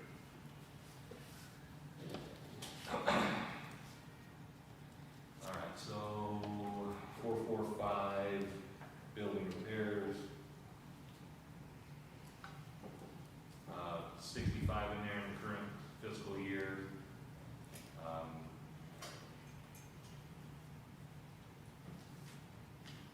I have an expenditure of 40, just over 40,000 in that. I don't know why it's off so far from the one that's on here, but But let me ask you this, Brad, though, are there, because 55,000 doesn't give you much on this, right? Are there minor repairs that you haven't done that could be done if it was at 55? I mean, that's what we're trying to figure out. We have all this aging infrastructure, we have things that are basically kind of crumbling. And do we need to build into the budget somewhere things so that we can repair things as we go along? And that's what I guess I'm asking. I mean, we have 65 in there now. I think 60 is adequate. The biggest building repair that the filtration plant needs is a new roof. And we're not getting that for 60, but we better put it in as a project or something like that. Okay. So where do we want to land on building repairs then? You got 55 in there, you've expended, you said 40 some. I mean, I think 60 is a good number, but if I've got to live with 55, I'm going to live with 55. What do you want to live with, Dave? 60, I trust you, Brad. Wow. Money bags over here. You wait about another month and a half. Holy cow. Till you realize all these changes are gonna now drive a water increase in My your constituents convention. said, Will this be the sixth or seventh edition of the revised That's budget? gonna be voted against it anyway, it doesn't matter. We're on You see the headline now, Anastasia approves. What was that? We're going for 60. Okay. Repairs to automotive equipment, we currently have 5. Looks like we've expended 6,600. There's a proposed 8. I think that's, a pretty good number. You might be able to squeeze that down to 7. Is that negative just an accounting thing where it wasn't balanced? Lens? I'm not sure. The actual. Yeah, that was a refund in there, yeah.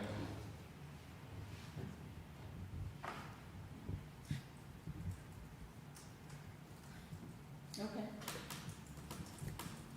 So you're leaving it at 8 or 7? You want 7? Yeah, we better squeeze. Still need 8, you already got a Sure. refund.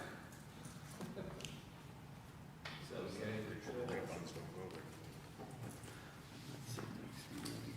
So you got that one back there already? Take us to 462, Trail selling auctioneers.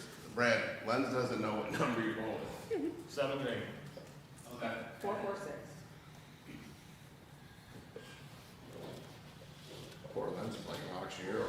6? Is it 7? Is it 8? I thought it was a name your team kind of thing. All I keep picturing is the Progressive commercial with Flow, the name your prize tool. Okay, travel and training. Travel training, we have 5. So we spent 2,100 according to lenses, I got 2,500. I'm supposed to keep that the same. 2,500? No, Oh. keep it the same at 500. Five. Because we'll spend more in the next year? Yeah, the training is kind of all over the place. Some years there's training that we can go to, some years there isn't. And that's training for 8 people to maintain a certification.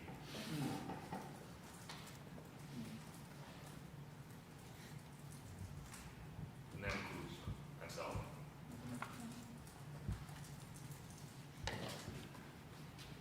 Um, 463. 460. Lab tests. So it says it's a 0% increase, however, it doesn't look like we've expended that much in this year. Yeah, I got 8,100 spent this year. I think we had it at 16 because there's a potential that we have to do more lab testing on water samples. So the more water we test, the more that's gonna cost for lead, with the lead service line replacement and all of that stuff going on. That's what we had it at. I feel comfortable cutting it to like 14, somewhere in there. Okay. Okay. Cool.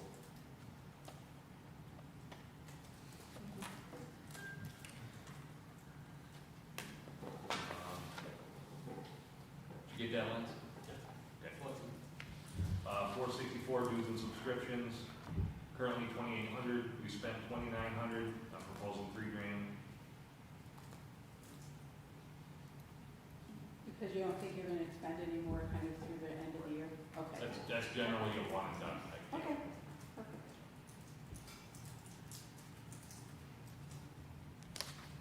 And So that That's it. 500 lines, is that something that should come out? That's being, That's the credit, right? being a revenue now. Yeah, that's the credit. Cleaned it out, right. But it shouldn't show under the expense, is what I'm saying. Next budget year it can come out, right? Because it has to show because it was in there. So just for the comparison between Yeah. last year and this year. So next year it should be able to be removed, Sonia. Yeah. Yeah. Okay. Can you tally what's the final lens? We're only on page 1. Well, that's. No, for that's the these end that of are- the part. Oh, just that box, Just- Georgia. Just, yeah, so I don't have to add up all these changes. To the 8330. That takes place. Curious what the final. I got a total, but I'm Let's do it. 1,914 and 156. But that's considering. Yeah, let's see. I'll start over here. You didn't carry the 1. I didn't carry the 1. Okay, so we have, so All right, so what'd you say? 2 Lance? million? 2 million? 2,053,955. Let me just make sure we put that again, make sure we can go over. okay. Oh, so I might have just only 5 added the minutes? ones we actually changed. Okay, we'll check it in 5 minutes. It could change. It takes about 5 minutes for updates. All right. One more, because the last test should be 14,000, so it's not. Okay, so we're on to the 8340, this is transmission and distribution of water, 100 line.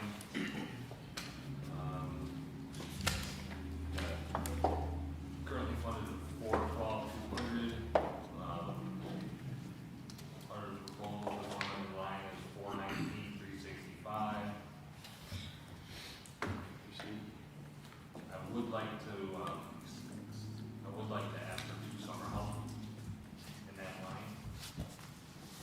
those either of the ones, any of the ones that we had before? No.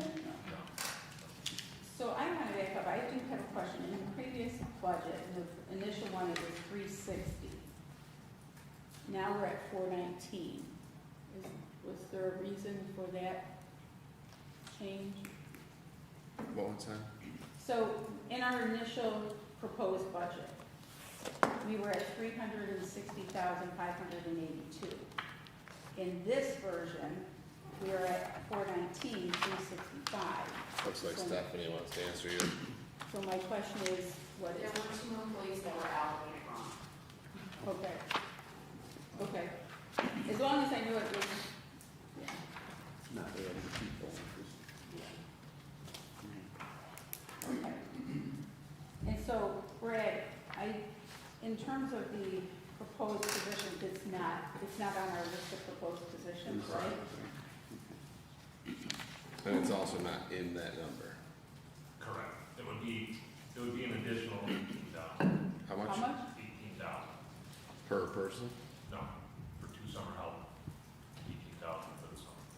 And this is, the reason why I'm asking is because we haven't had the summer help in there, I believe, the last 2 years, and I really need to get a couple guys out there to clean up the fire hydrants and get them painted and make sure that they're operating properly. Didn't we just hire or approve 4 for DPW? Can you use his too? Here was This sheet summer- shows 1 summer help. Yeah, I think that's the sewer. electric had 1 summer help, Under sewer, okay. yeah. So what I Park- would ask is, I don't necessarily need one in sewer. I don't remember requesting that, but I think it was That was neither 89. here nor there. I don't necessarily need one in sewer, but I do need 2 in water distribution. Or at least, I'd like to request 2 in water distribution for the purpose of refurbishing hydrants throughout the city that haven't been touched in the last 2 years. Can I ask you a question? I don't know, I don't wanna start any grievances, but if you do that, and if we are cool with, 2 summer help, and so they can go around and tend to the, whatever, fire hydrants, can they clean out the storm sewer basins while they're at it? Because the storm sewer basins are atrocious, and I don't know, do we actually, I don't think any of our crews go around cleaning those out, do they? They do, yeah. They do? Yeah. Okay. All right, well, if that's on their job, then that's fine. I just thought that might be something else they could do while they go around. Yeah, so cleaning catch basins is part of a sewer program, it's called CMA. That's Okay. the, Okay. maintenance, but Okay, we have 2 trucks that do that specific job, okay, and we have 4 people in there, so technically you have two people in this truck, and Okay. 2 people in the truck line. all right. That's not a summer job type of thing, summer help? No. Okay.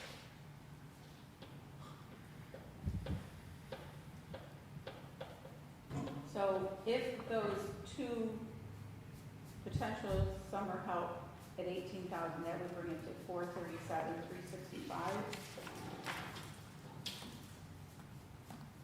Yeah. The amount you have budgeted for 1 was 8,960, so it'd be, Yeah. So the exact amount for 2 summer help is $17,920.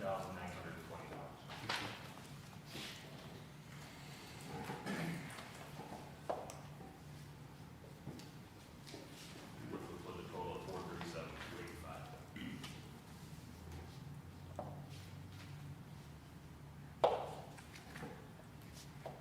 Thoughts? I'm fine. Well, I just want to, before we add more staff, I'm just wondering, we already got 4 part-time people in the streets, 4 part-time people in parks. This is all falling under DPW. Can Jim spare 2 people to have him take these? Since Jim's here, and we got 8 people coming, can you spare 2 people to do the grant for a month or 2 in the summer? None. There's 1 in electric. Fine, What's that? fine, all the vendors, and vending said something. I said there's 9, there's also 1 in electric. Yes. But I mean, yes, we could probably reallocate if we need to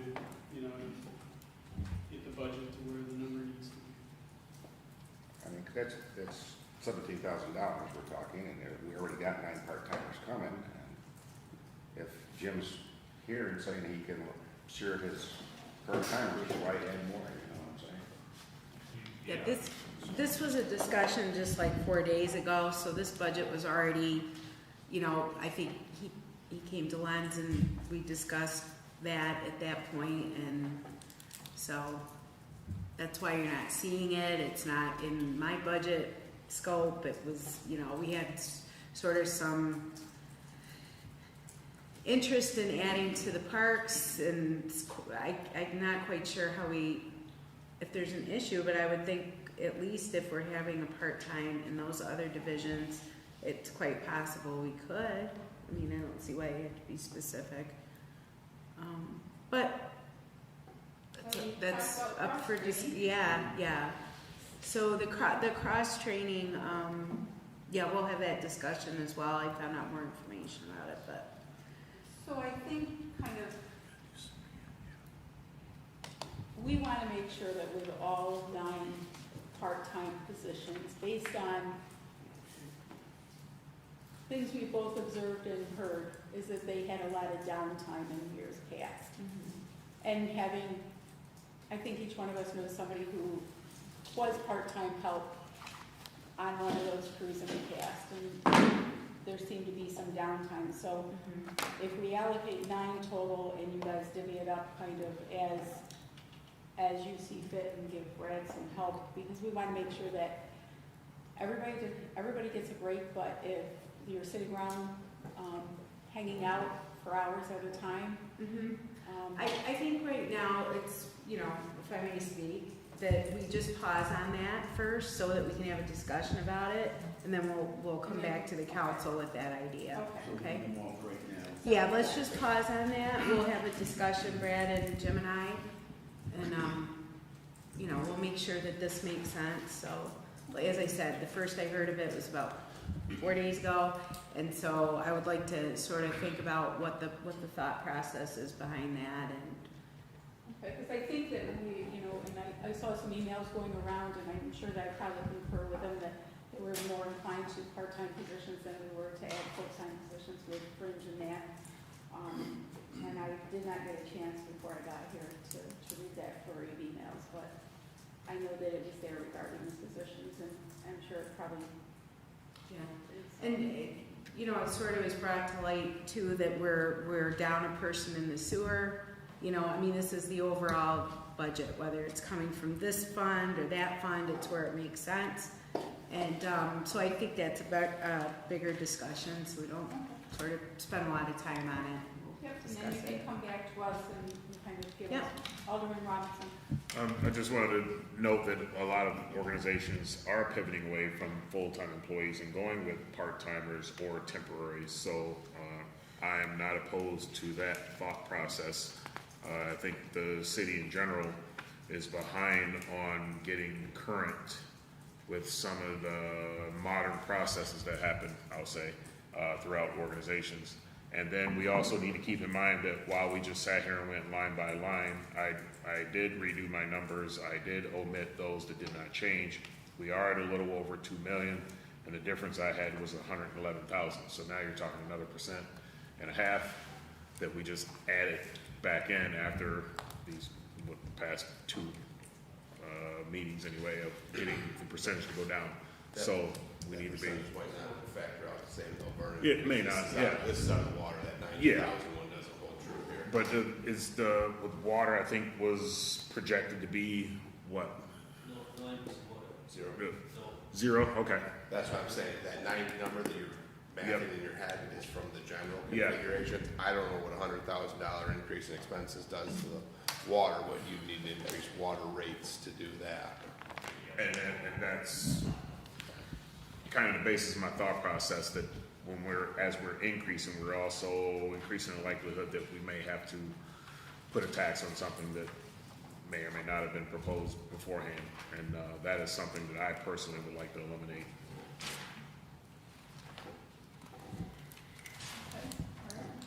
Move on to the 101 overtime line. Got 9,000 in there. This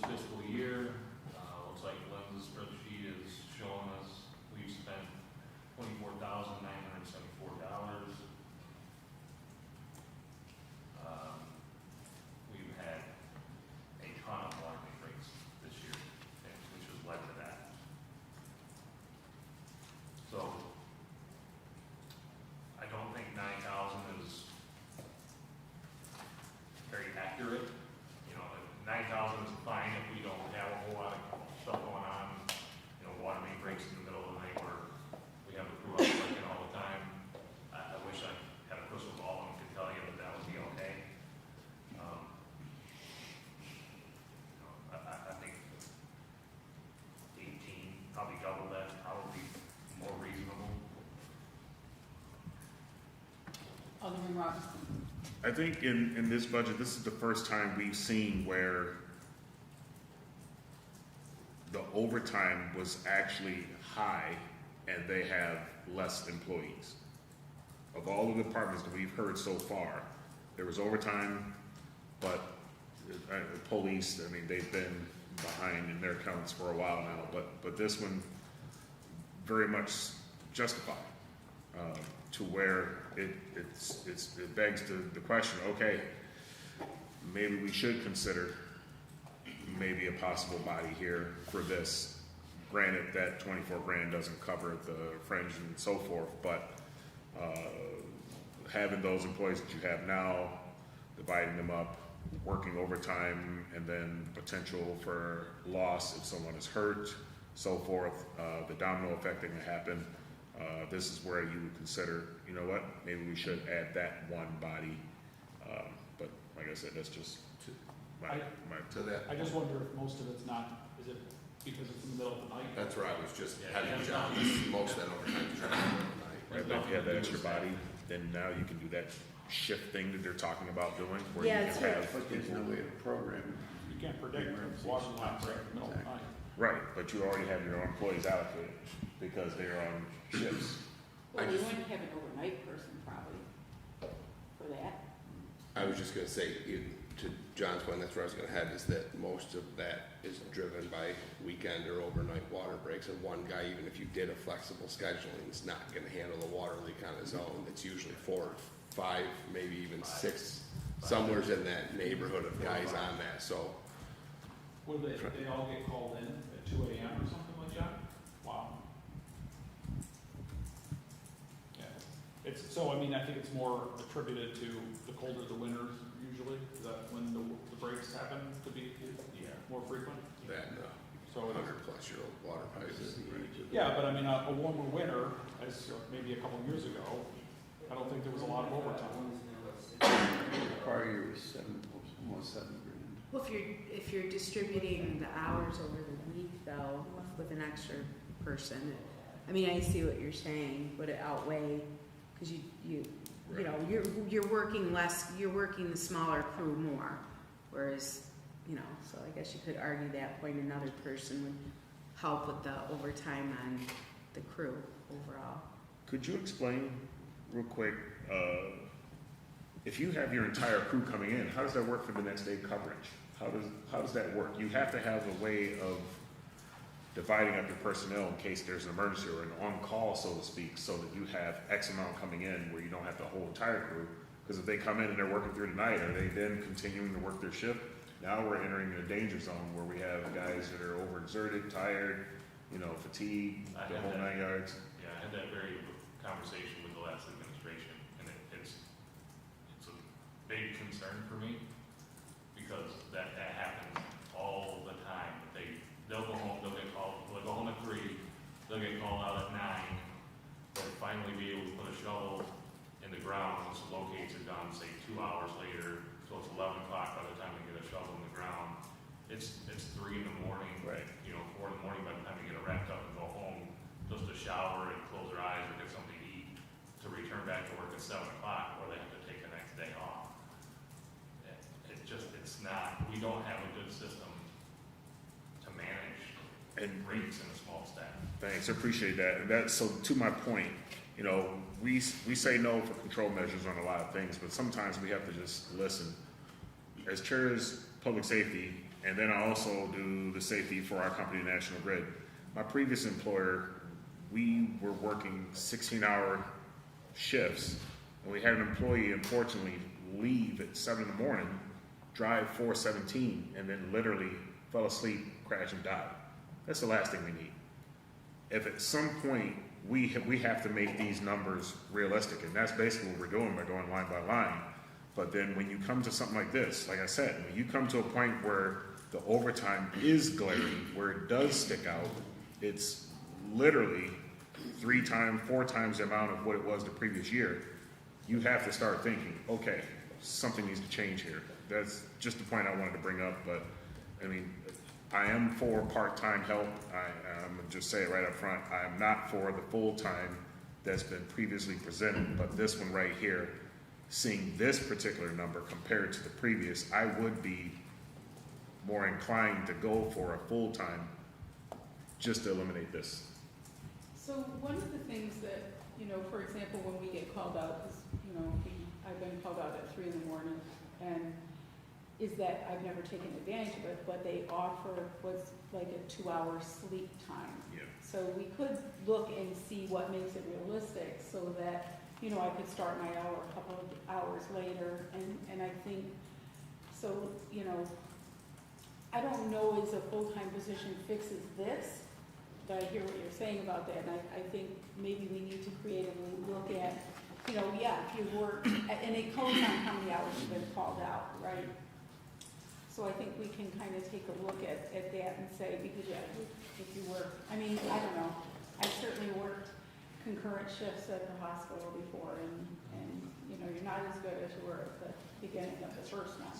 So I think maybe give it some thought on that and see what makes sense in terms of public, for both safety and well-being of the staff, and look at maybe what some other municipalities do for it.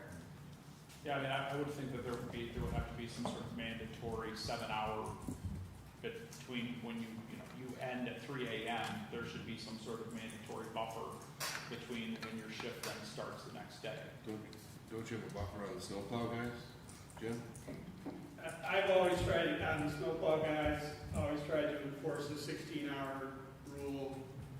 You know, they work 16 hours, then they take 8 hours off before they bring them back. So I if you, think, so could you, Jim, could you not say that there should be something similar then in a case like this? Yes, we certainly could, and quite often the crew will, you know, the crew and the supervisor will work that out on their own. And, you know, they either don't come back in until noon, or, you know, like, if they don't finish and it's almost the start of their regular shift, they may only stay half a day and then everybody will go home. so maybe having a little bit more formalized process in there sounds like. And maybe work at that before we add somebody else to it and see how we. I mean, I'm fine with that, I just wanted to address that, because that is a safety concern that we just don't want to ignore. Yeah, that's valid. So we're gonna put 18,000 in for overtime? Yeah. Is that-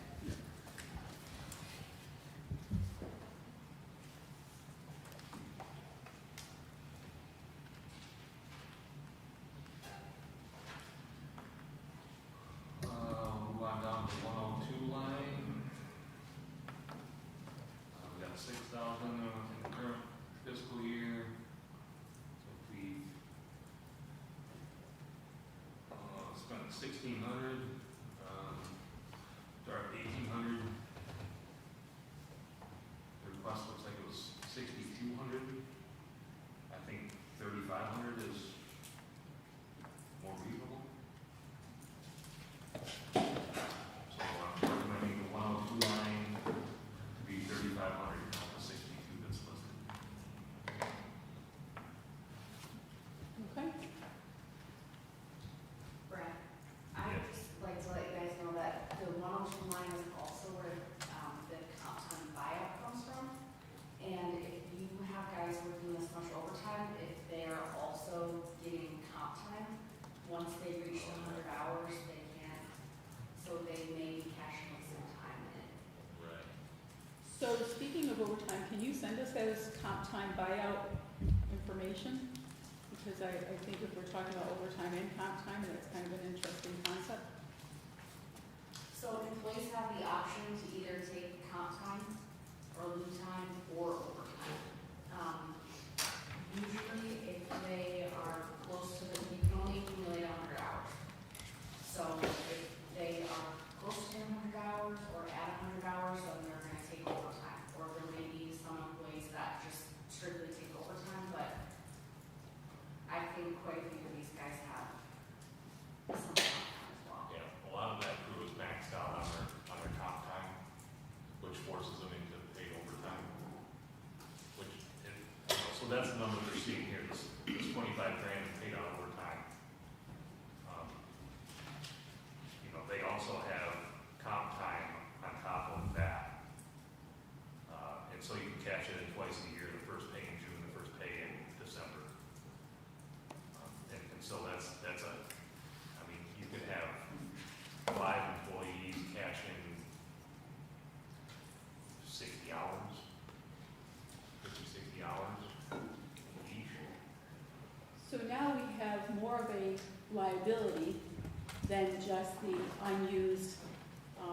vacation time, we now have a whole listing of comp time that goes to liability.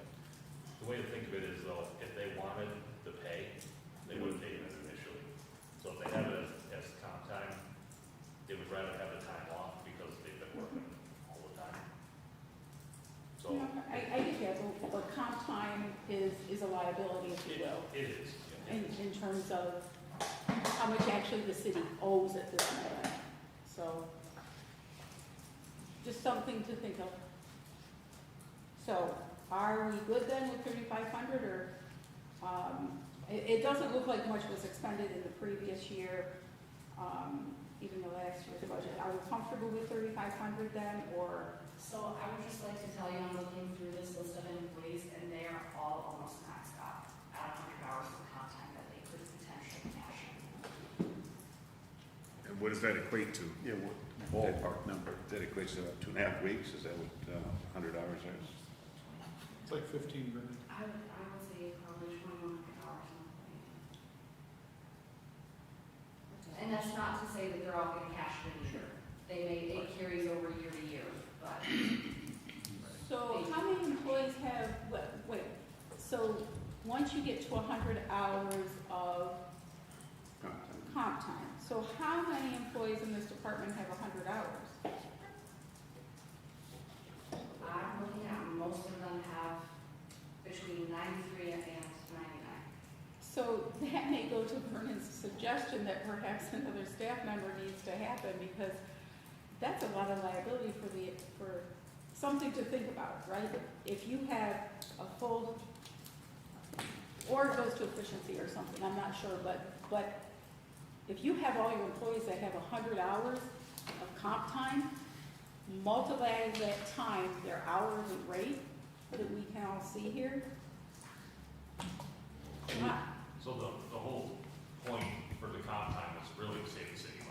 Yeah, I mean, but if they're saving it up and they come back to a buyout, I Right. mean, Can you roll comp time year to year? that's what she was saying. It will over. So to your point though, that Sonia, that doesn't mean that 93 to 99 per person was accrued in this year.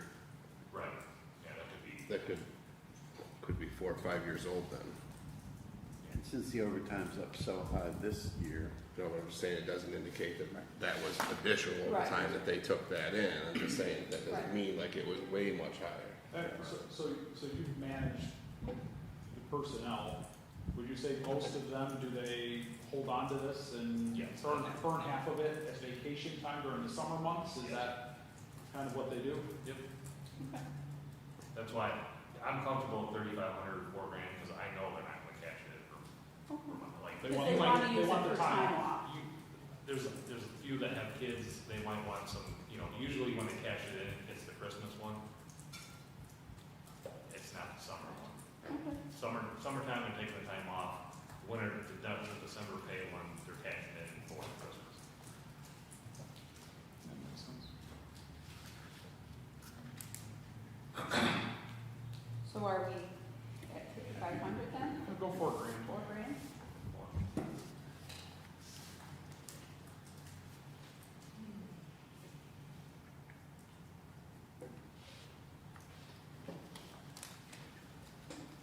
Thank you, Stephanie. Moving on down to 220, other equipment, 13,000 in this current fiscal year. This is that variable one, like I was saying, the tools and just random things that come about that you need, that don't fall into one of the other categories. Looks like they spent, one has 34. Yeah, 34, I got 51. I think 10 is accurate. Or safe.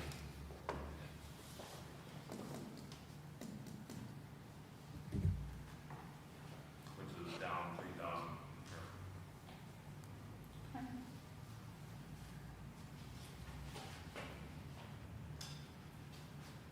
Moving down 411. Office supplies and materials, currently 30. We spent 19.6 according to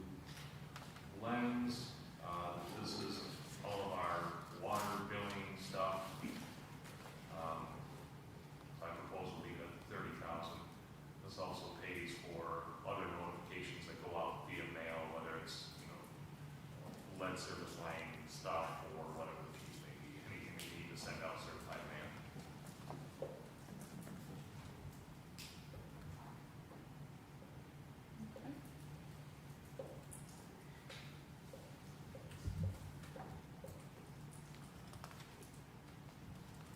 Supplies and materials?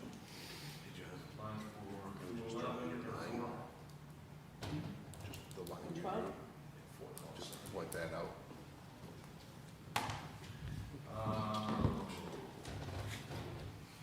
55 in the current fiscal year, we spent 44. I have a projected end of year about 65. Somewhere in there, so I propose 64.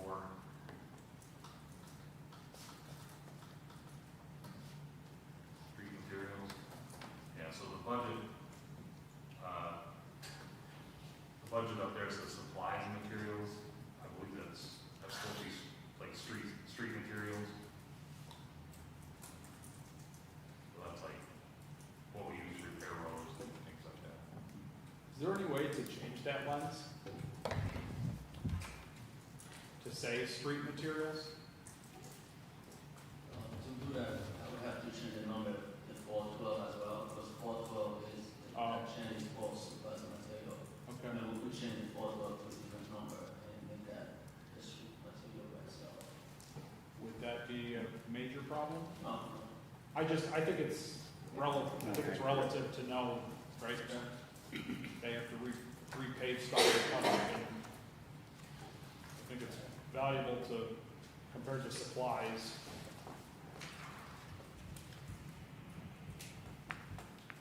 yeah, I need to change.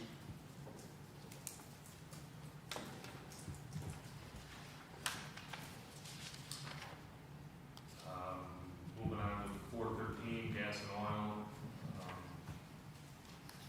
7 in the current fiscal year, we've spent all that. We got 11 proposed, Clarence gave the explanation on why that is. This division, according to the gas pumps and real data, spends $8,000, or burns $8,000 in fuel a year. Okay. Moving down to uniforms and protective equipment, 3,500 in this fiscal year. Lynn says we've expended 1,558. I'm recommending keeping it at 3,500. This buys all the PPE, steel toe, rubber boots, steel toe, regular boots, because this is the crew that obviously is working out in the streets on water main breaks, so it's their winter gear that they usually have 2 pairs of, because obviously one's wet, you can't wear it the next day, so that's why I recommend to keep it at the 35. Okay.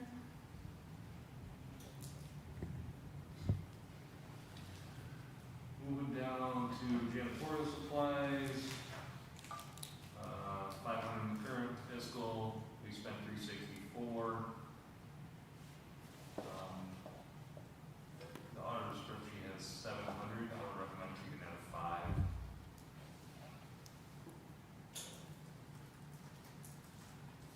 Everyone's good with that.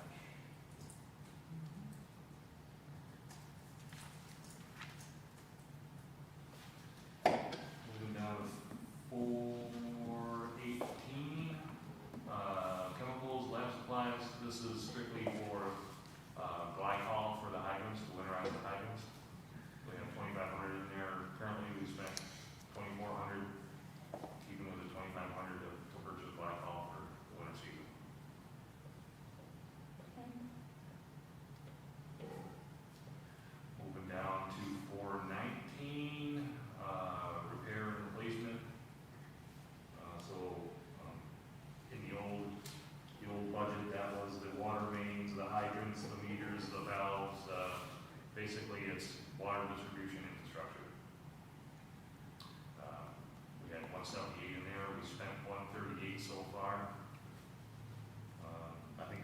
my sheet has 152,000 spent so far. So I'm advocating keeping it to 178. That's for, I mean, everything in the distribution system, from transmitters to meters to valves to lines that we name it. Brad, didn't you say, was it a year or two ago, wasn't there something where you were talking about the age of a lot of the meters? You were talking about needing, Did you try to keep a certain amount there so you But- can? you did, but weren't you talking about something you'd have to do a lot, something with the age? Yeah, so, all the SR2 meters, the brass meters, are nearing the end of their That's what I was getting battery life. Yeah, okay, there, that's what I was getting at, that one there. So as we come across those, I like to keep at least a few cases of the iPearl, the plastic ones.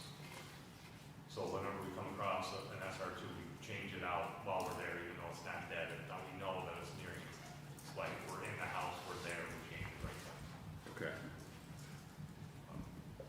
So this funding does go to pay for meters.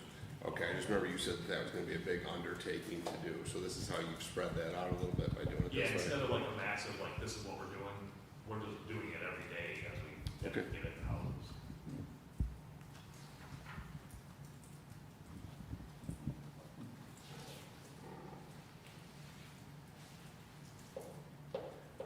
Next line telephone, 500, this telephone line is not impacted by what we were discussing earlier, thankfully. This is strictly the cell phone use, I believe. So we had 1,000 in the current fiscal year, we spent 225, and I'm advocating to cut that in half to 500. Everyone's okay with that?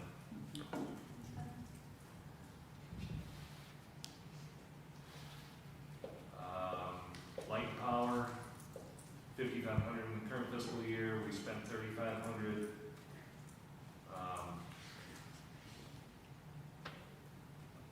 We might be able to squeeze that down to 4. You know, it's one of those kind of unknown, we might, maybe 4,500 more appropriate, so we don't cut it quite so close. And we do know that the supply charge has increased. And so, That's what I was kind of talking about that other one, so when you look at your actuals from the last one, yes, it's 4 months, but you can do the quick math, it's up 25%. Probably need closer to 5,500. we can leave it at the, what it's currently at, current fiscal year, 5,500. That's fine.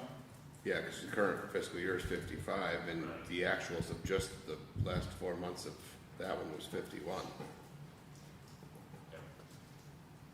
Okay. So then it says 5,500.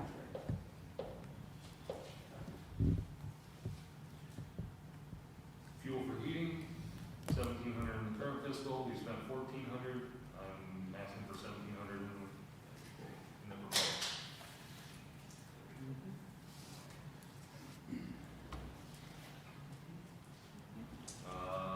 Let's see here, 440.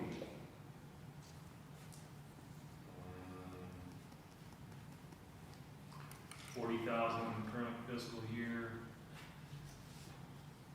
We spent 22, I'm asking for 40 again. This covers, like it says, contracted services.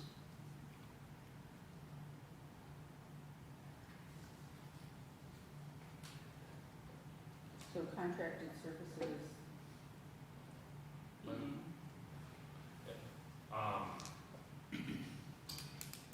Like the billing software, Okay.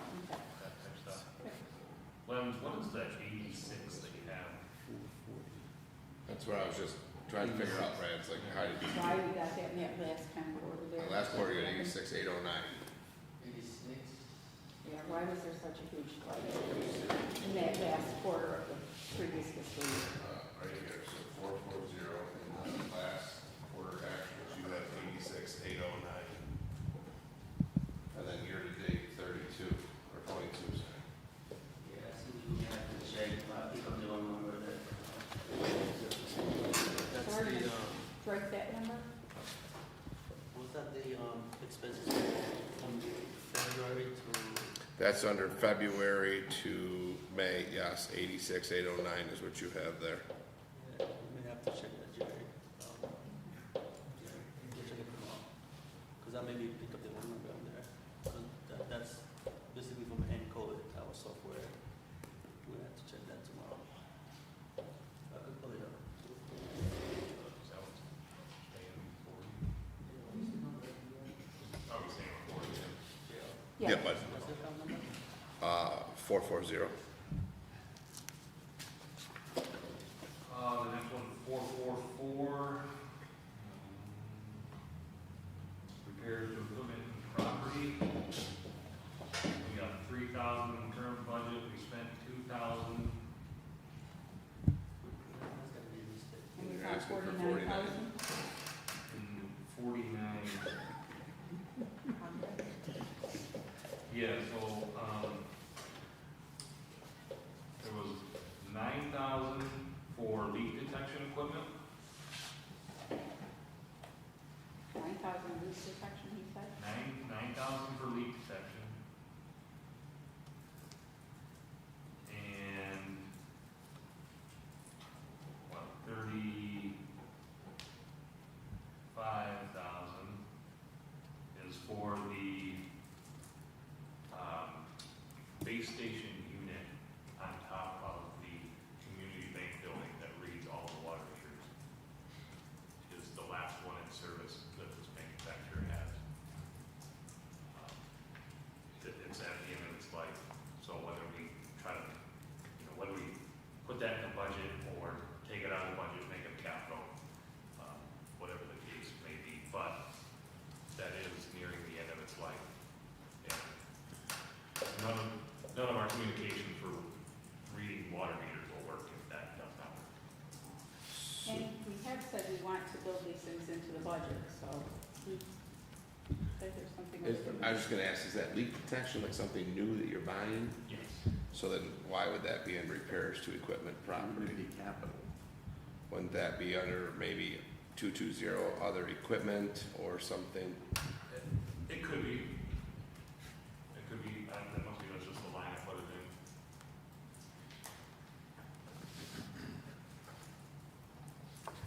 in. Okay, so where do you wanna move that to? Or At 9,000, Well, to me, that 9,000 should go under the 220. 220 line, that number, with all the change, if I remember, that one went down 3, so it would actually only be a +6 up there. Did that I one thought we stay? left it at 10. I have it at 10. I have it too. Which Yeah. is a $3,000 decrease from the last. Oh, yes, So yes. then, by putting that 9 up there, that number would only be a +6 is what I meant. So it would be 19,000 up there. So you want to put 19 up there? Yeah, and just move that to where it looks like it. And then your repairs would just be, if it's, I mean, it sounds like you're replacing it, but I guess it's sort of called repair. Would be So your- that would go on. We're making that 40K, right? Yep, 40. Okay. which is your, So I guess here's my only thing, and it ultimately comes down to, I guess, everyone's ability to police this, and obviously, we don't touch this but once a year. Once these lines go up, and this was always, I guess, the concern in the past, and now it's in the budget, and we've heard it so far through all the departments, it's just kind of this random, well, last year was so now this line will be, and I'm throwing Brad on the spot here, right? But like, so next year, this line will be like, well, last year was 40. So yeah, this year I'm asking for 45 because I got another project for another $5,000 that, we lose track of what this, which is an uncommon increase of $40,000, right? So this line really has been fairly low. There's a valid point. The auditors are saying to put this in the budget, but maybe this is where we explore the restricted account, or I don't know.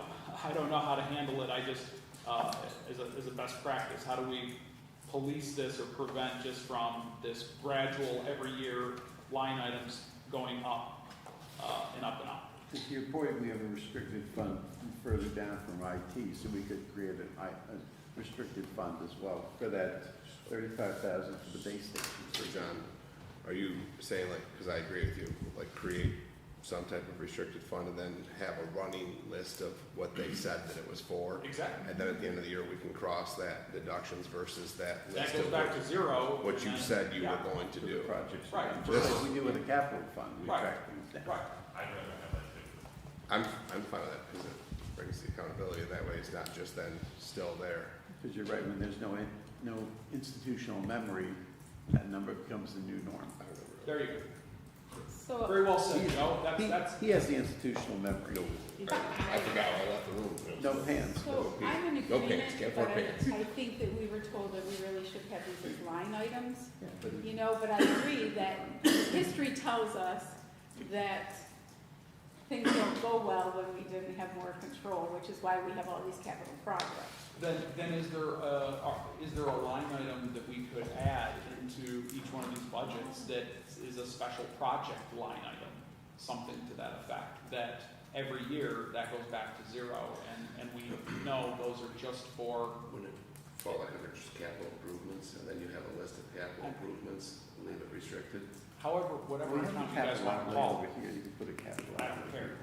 If they- This is basically equipment for the leak, to identify where the leaks are, is this the, The 9,000 was.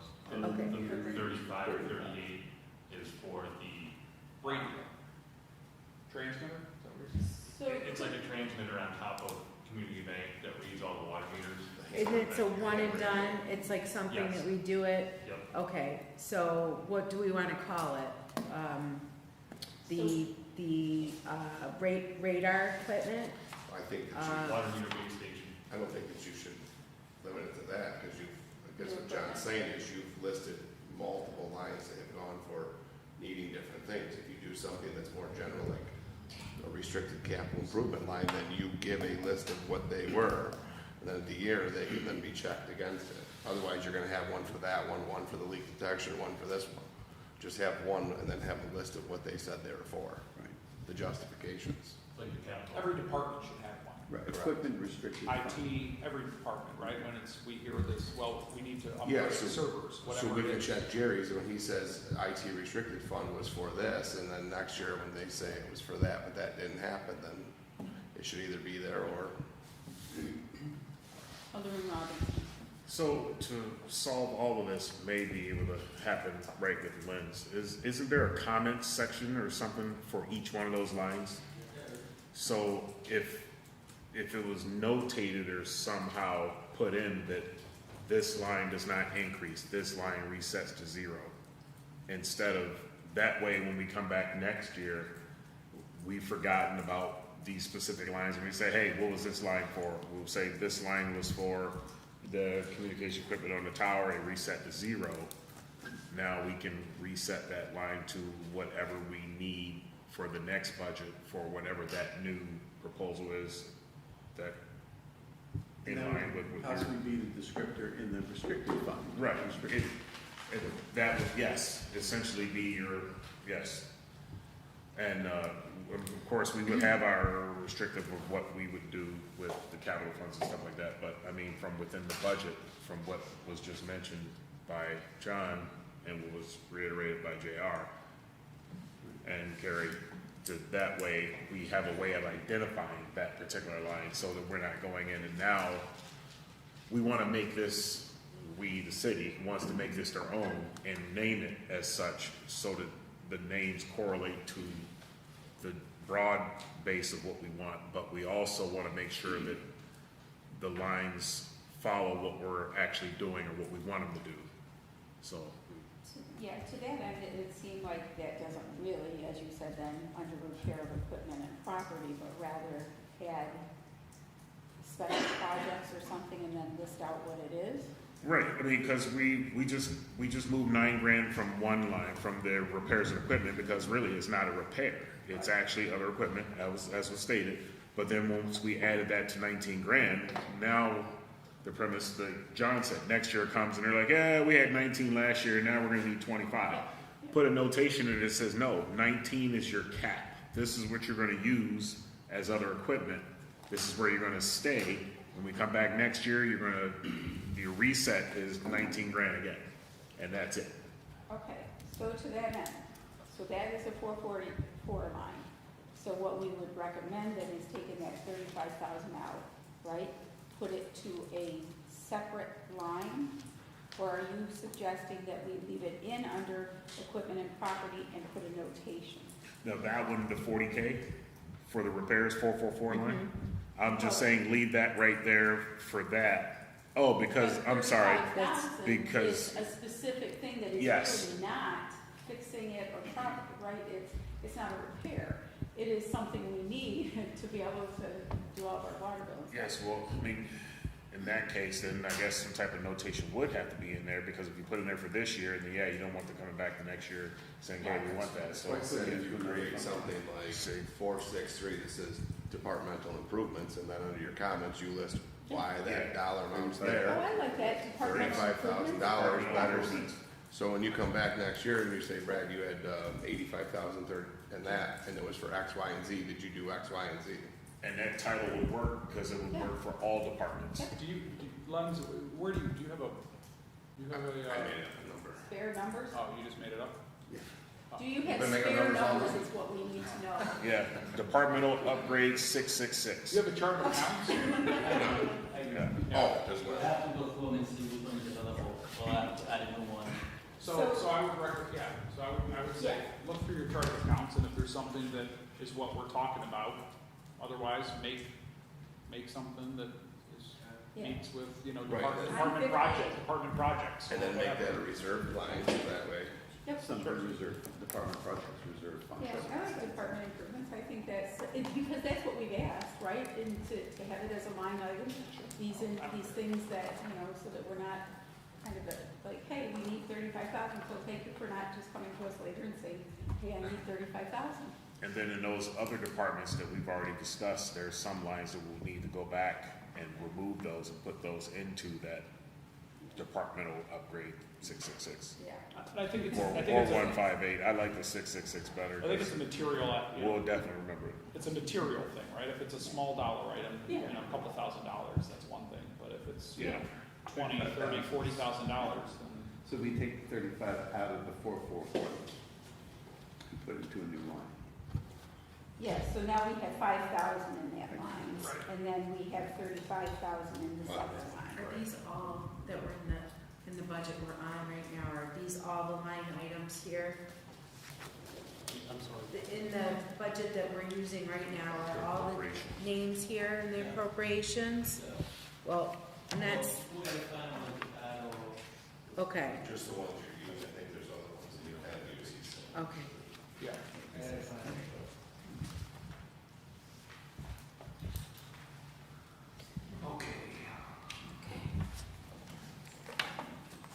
Building repairs. Building repairs, $1,000 current fiscal, we spent $634. Proposing $1,000. Yep. That one all right? I don't think we're fixing anything for that, but we'll leave it for that, right? Yeah, it's, there's not a whole lot to fix, there's a couple man doors and then, you know, one of the overhead doors. You can come up, but it will come up. 446, auto repairs, we got 15 in there currently, we haven't spent much, thankfully. The issue with that is they have specialized equipment, if something breaks on it, it's expensive. We've been fortunate to not break anything. You could probably, But that, you're talking about the specialized equipment, but that's just repairs or automotive equipment. So if the pickup truck is repaired, it goes to that line, correct? pickup truck, backhoe, excavator, Okay. so that's where it's like I said, we've been fortunate to not need much. But I do know that some of the equipment, especially the backhoe, does need some stuff done Have you, with them. have you deferred maintenance on it because you didn't have the money before? No, You don't have the 15,000 for. maybe we can get by with 10, Sounds good. Okay?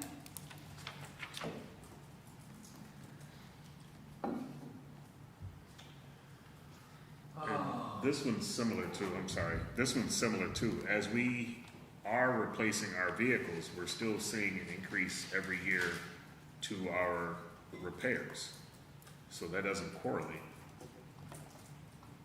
Well, I just wanted to point that out, because here we're talking about, you know, that being 15 and whatever reasons we have for, because I didn't hear most of it, but we're at 10K, but yet we do have a lot of new vehicles. Backhoes, Back, okay, so it's the bigger equipment. okay. Yeah, so like in sewer maintenance with the back trucks, the two back trucks, the excavator, that kind of stuff, versus sewage treatment. Sewage treatment's gonna be way less than, because they don't have anything that's really, I mean, they just have pickup trucks. Okay. But the, you know, the divisions like, water distribution or sewer maintenance that have those. Look, in your fleet meeting wasn't the water dump truck the one with the rotten box? Yep. So then, wouldn't that fall underneath that line? They could, I just can't replace a box for under 15 grand. I get that, I just asked because we keep reading about that truck needed a new box, but then we're not budgeting for it. Yeah, it's pretty much evolved into we need another truck. So we need a truck, not a box. Yeah.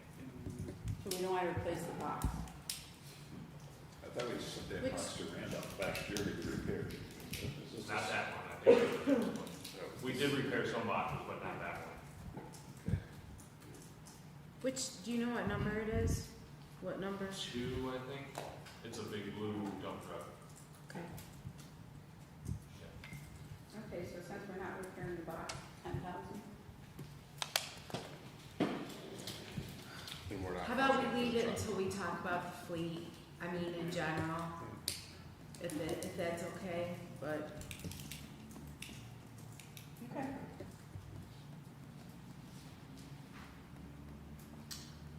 Moving down to 448, IT restricted fund. That covers all kinds of stuff like our servers and things like that. I don't know if Jerry wants to elaborate. I was gonna say, again, that does cover where we split everything with all three budget line items. Basically, the 9,400 increase that would be in our 666 line item, because that's what we were talking about. Starting to put that money away. I didn't print out, I wasn't sure how much you wanted me to talk tonight, because I'll be talking about it during my budget. But basically, I went through and I found like 3 of our 4 biggest errors for the stuff that we constantly have to replace after so many years. So we have our data recovery, our exchange licensing, we have a data server, and then Office. And I basically worked it out where each one of them takes, like, we'll replace one of them for every 5 years. The replacement cost is $25,000. So I just estimated $5,000 a year. And basically, for the 4 things that I put in there, it came out to about, it's $28,041.67. I sent everybody the email, I didn't put it in for you. But basically, it comes out to 28,000 and some change, and I just split it a third, because each of those is used by each department. So I split each of them out into each fund. Came out to 9347.22. So I just made 9,400 in there. So again, if we have that extra line, like the contingent department line there, then that will just go in there, and it wouldn't necessarily get spent. If it doesn't get spent, we put it in our capital projects. We have a 180 capital project line. And again, I think that that's what we've asked for, to tell us what we actually need versus, you know, then kind of finding it. So, yeah, this is what we've asked for, so. And again, that's something, I know we have like restricted prices, but with a lot of the IT stuff, it might be 94 for 2 or 3 years, but we'll have to ask for 98 in a couple of years, or after a while, just because everything goes up in IT. But anyway, I was just trying to come up with a start for how we wanted to do that, because, I'm coming to you guys practically every year for capital projects. And at least this will be 4 things that wouldn't have to, or I might have to ask for less if the prices go up a little bit. And again, we've been told to put those things in line items, so I appreciate that they're in there.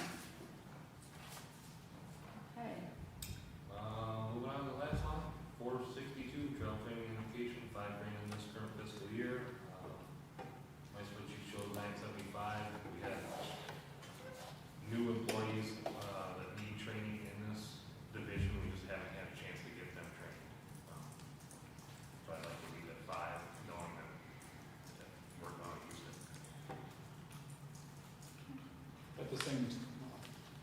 At the same time, is it something that is gonna be necessarily reoccurring, or is it something that you could encumber that's in the current budget, because you haven't really, you've got $4 grand left? I could encumber some of it to the next fiscal, and lower next fiscals. If that, which one, I mean, the 601 half million, really, big fund balance if it doesn't get spent. Sure.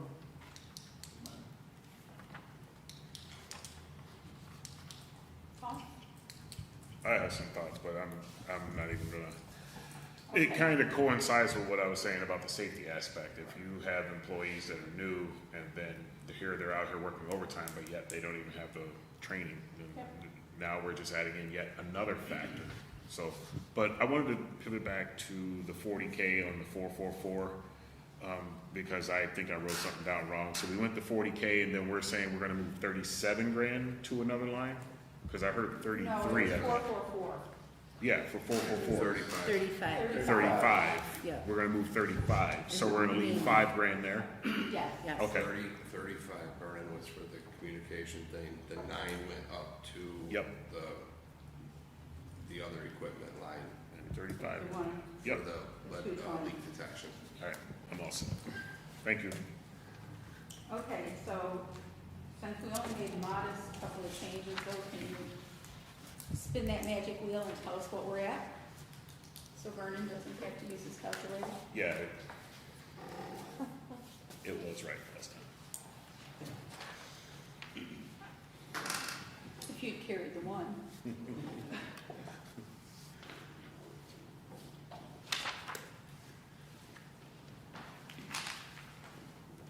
Because that also tells us kind of where we're at.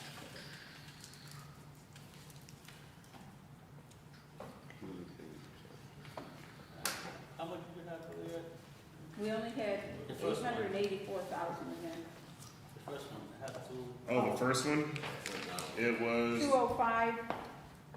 I got 2015.156, so I'm off 1,000 somewhere. Yeah, but originally what he had was 2053 something. Yes, yep. So that changed a little bit when it refreshed. I can't turn around. 416. 6, I'm off 1,000 somewhere. Okay. So 887? Yeah, I think it's- Okay, you're gonna, did you say you were gonna say, correct? Yeah. Okay. So as our goal has been to have, just so you know, Brad, what do we have left with you? Huh? Sewer? Okay, so, yeah, so I'm only that, our goal was to spend about 2 hours. We actually are at, I think where we have sewer, so it's a break. So I think we're a little behind our schedule, but we, Could we just, I'm sorry to interrupt, but could we talk about the contingency account for water or not? Is that something that we address here or not? Yeah, I would- Where are you at, John? Because we kind of skipped right over it, so Where are just you at the, before purification. Yeah, it says maximum line items. 1,900, right at the very top. Special items, contingency Oh, account. special numbers. So just kind of give us an idea, have we not spent any out of contingency to date? Not in water, so far, no. Not right. We usually some in general fund, not water, most of our items. And so we have 137,000 built into this Yes, current budget, and we haven't spent any of it. correct. Right, so I mean, just you know, just again, most of you have been through the process, but typically that contingency account is obviously for emergencies, but we've, you know, typically used it for, the administration's come to us towards the end of the fiscal year with some ideas, if there was a, you know, way to utilize that. For example, like that $35,000 new radio transmitter, could be a good use of those funds. So I just wanted to make sure we talked about that because I see a reduction there. I think in years past it was around 75 or 100,000, so I just wanted to make sure we didn't skip over the contingency. In terms of contingency? Yeah. Yeah, because I see it was 85,885, and then in the updated version, it's 81,916. Yeah. So Brad, what do you think?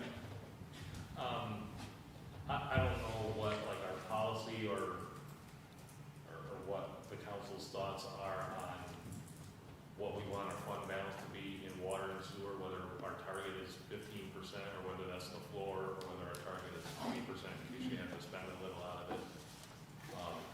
But as far as contingency here, true contingency would be 15% of your O&M minus your wages. So like, as far as water is concerned, I don't have all the new numbers in there, but it would put you somewhere around the $200,000 contingency. Would be a true 15% contingency. Of all costs minus wages. Correct.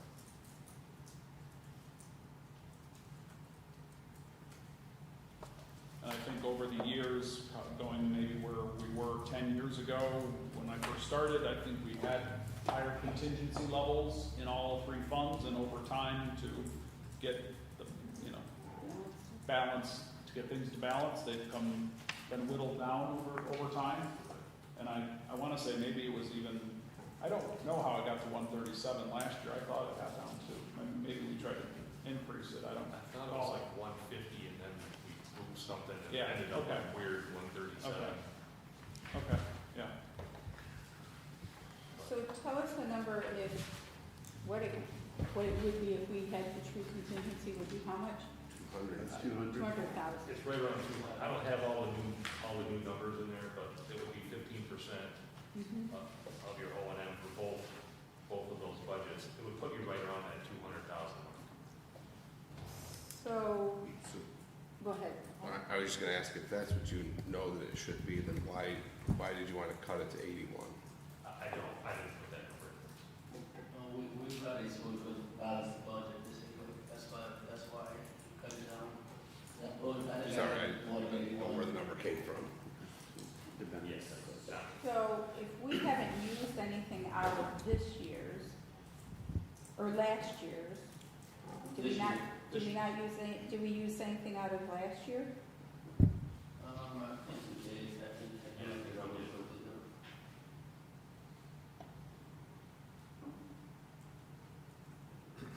So I kind of want to add something to this. If the council is going to consider, when I think of something like this, I think about my own bank account. If I'm going to consider having contingency and raising it to 200,000, then at the end of the year, I'm not going to find something to spend it on. I'm going to make sure it's there for the next year unless it's actually needed. It is contingency. So as John pointed out, since I've been on the council, at the end of the year, we've always said, hey, what can we go and get with this basically that we need?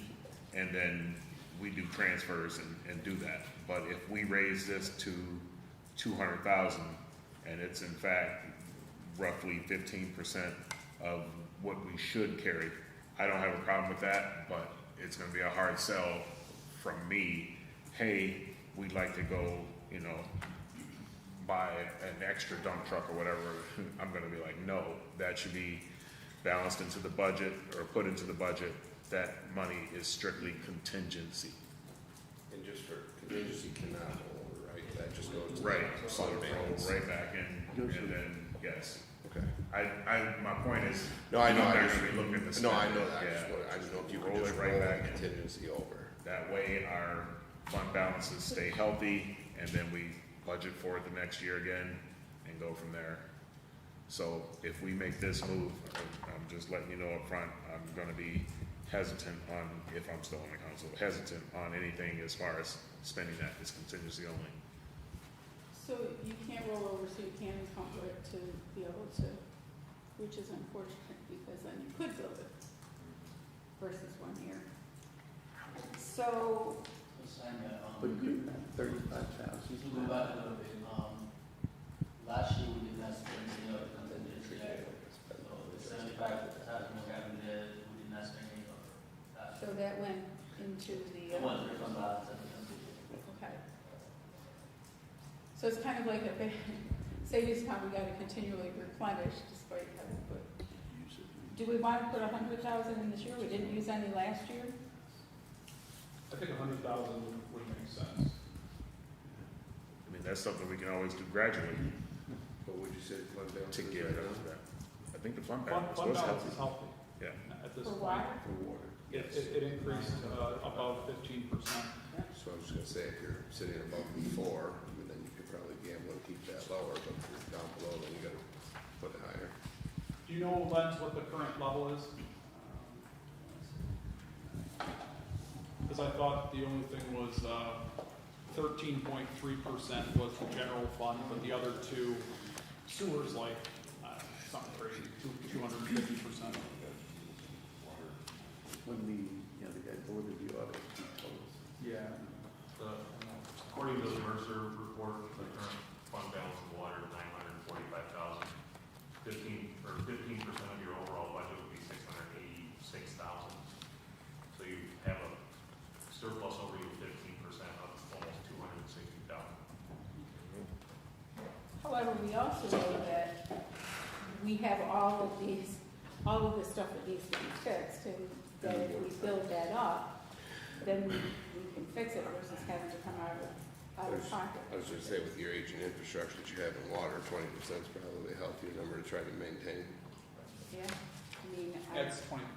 Yeah, so like raising the floor of water with the given infrastructure that we have, keeping that higher, because maybe you ever get a water main break like, what Bradford had, 10 years ago? But we're also setting up that we're encumbering in a capital fund as well, right? Where we've got $500,000 now, and we keep building that up.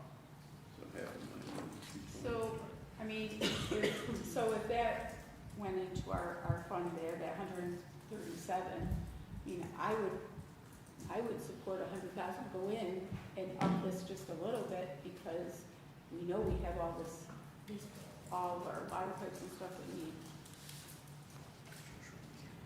Repair, replace.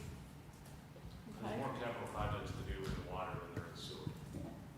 so thoughts on just bumping that up a little bit to 100,000? I have no problem. Yeah, that's good. Let's see. Okay, so, Lens, 100,000 in that one? And then just above that, the bank service charges is a negative. That's where the mayor had, by June, we should have in place where we're not going to incur all those bank charges. Right, pass along, basically, the rate to use the credit card, which is what everyone's doing, the county's doing, it's, I look at it like this, for the person that doesn't wanna pay that, to use their card, they come in and they pay with a check, but yet, in the end, they're really paying for everyone else to use their credit card, it doesn't seem fair. So, But I'm working in, I'm just asking the negative expense year to date. oh, I'm not asking about the reduction, I see the reduction. I'm asking that there's year to date Gotcha. negative $5,392.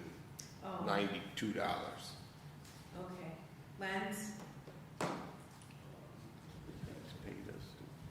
I guess I wouldn't know why that is a negative. It's different. That is, because we have the customers paying for $3 every time they do something online for inquiries. It's minus 15. Yeah, How the money's going in there. That's something we have to change this fiscal year. Who's gonna start? Yeah,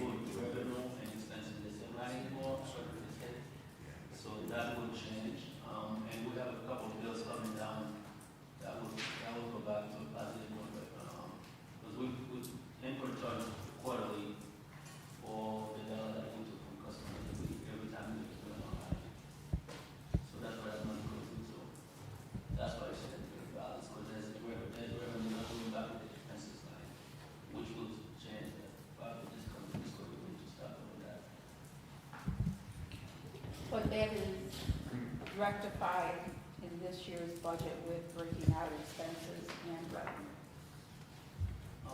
This is for only I will. Meaning coming up this next year. I might take them smoking too. Okay. So, anything else before? And I was just gonna ask, so that debt service is going down because there's stuff coming off? Bottom of page 33. We did have something came off this past,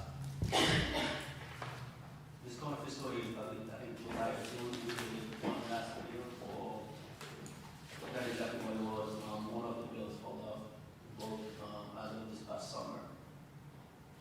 Looks like it's down just under 20 grand. Yeah, Yes, Brett.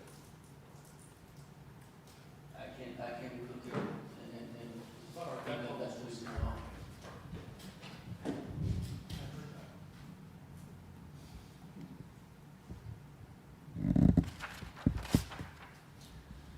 Well, that's good. Are you comfortable with that? I'll take it. So then, I was gonna say, so when you run all of that, all these changes, what does it actually do to the proposed water rate? We'll have to factor in that, I don't have that. Hope it automatically does it. I didn't know if it did, John.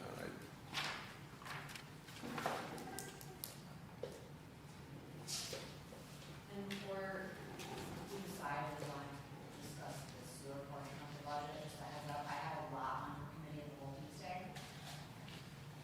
So, the regular meeting might be Thank you. a little longer, just a heads up. I have, Before you do sewer on the same night for longer. I pre-scheduled the flu. What is? Pre-scheduled the flu. What is on the list next? I For didn't- next week, we have, fire and codes supposedly for Tuesday. And that's probably Well, I gonna think be, we're so still- now what's we're on looking to do committee of the whole? sewer on Tuesday, we'd have to fast forward everything. One, we had one open day, March 26th at the very end, but now that won't be open, so. So, okay, so, well, we do not, we don't want to do fire and codes on Tuesday, I'm sure. Because that'll be like we're, hopefully we've ironed out most of what we need to with sewer going forward with things. So, you want us to do sewer Tuesday? I mean, I'm good with that. Okay? I mean, what is harder to do, Amy, have your department heads already scheduled, like, for fire on Tuesday? Is it easier to move this to the open day? To the open day. She said I would say, I have a feeling the fire will go quicker because but believe it or not, I just think it will, but I think probably scheduling this on an open day would be better for, if we need an extra day to go over this. Yeah. So that would put us all the way at the 26. end. Yeah, so I was gonna say, put the, whatever's faster next Tuesday, because she said there's a bunch Yeah. of stuff on committee of the whole. And this was So, okay, 3 hours. Okay, so we will move sewer to the open day we have on March 26th. Yep, and you know, in the meantime, I think we'll make sure that, we go over it and try to look at some of the differences and why. We'll get into the details a little more behind the scenes on it, so it'll go quicker. So I thought that was an email that we sent out. We're looking to get it streamlined on the city's end. That way, when we come in here, it's a little more streamlined, and then we're not in here 2-3 hours. Or we're gonna find ourselves having to do some special meetings just to get caught up. Because that last week, March, first week of April, there's a lot of council members that aren't gonna be here. And that's gonna pose a problem. So we're gonna have to keep on schedule, keep on point, but present a little, more efficiently. Yep, I agree. I would encourage light refreshments. Okay, new referrals for consideration, none, committee reports, none, I make a motion to adjourn. Second. Second by Alderman. All in favor? Aye. Opposed?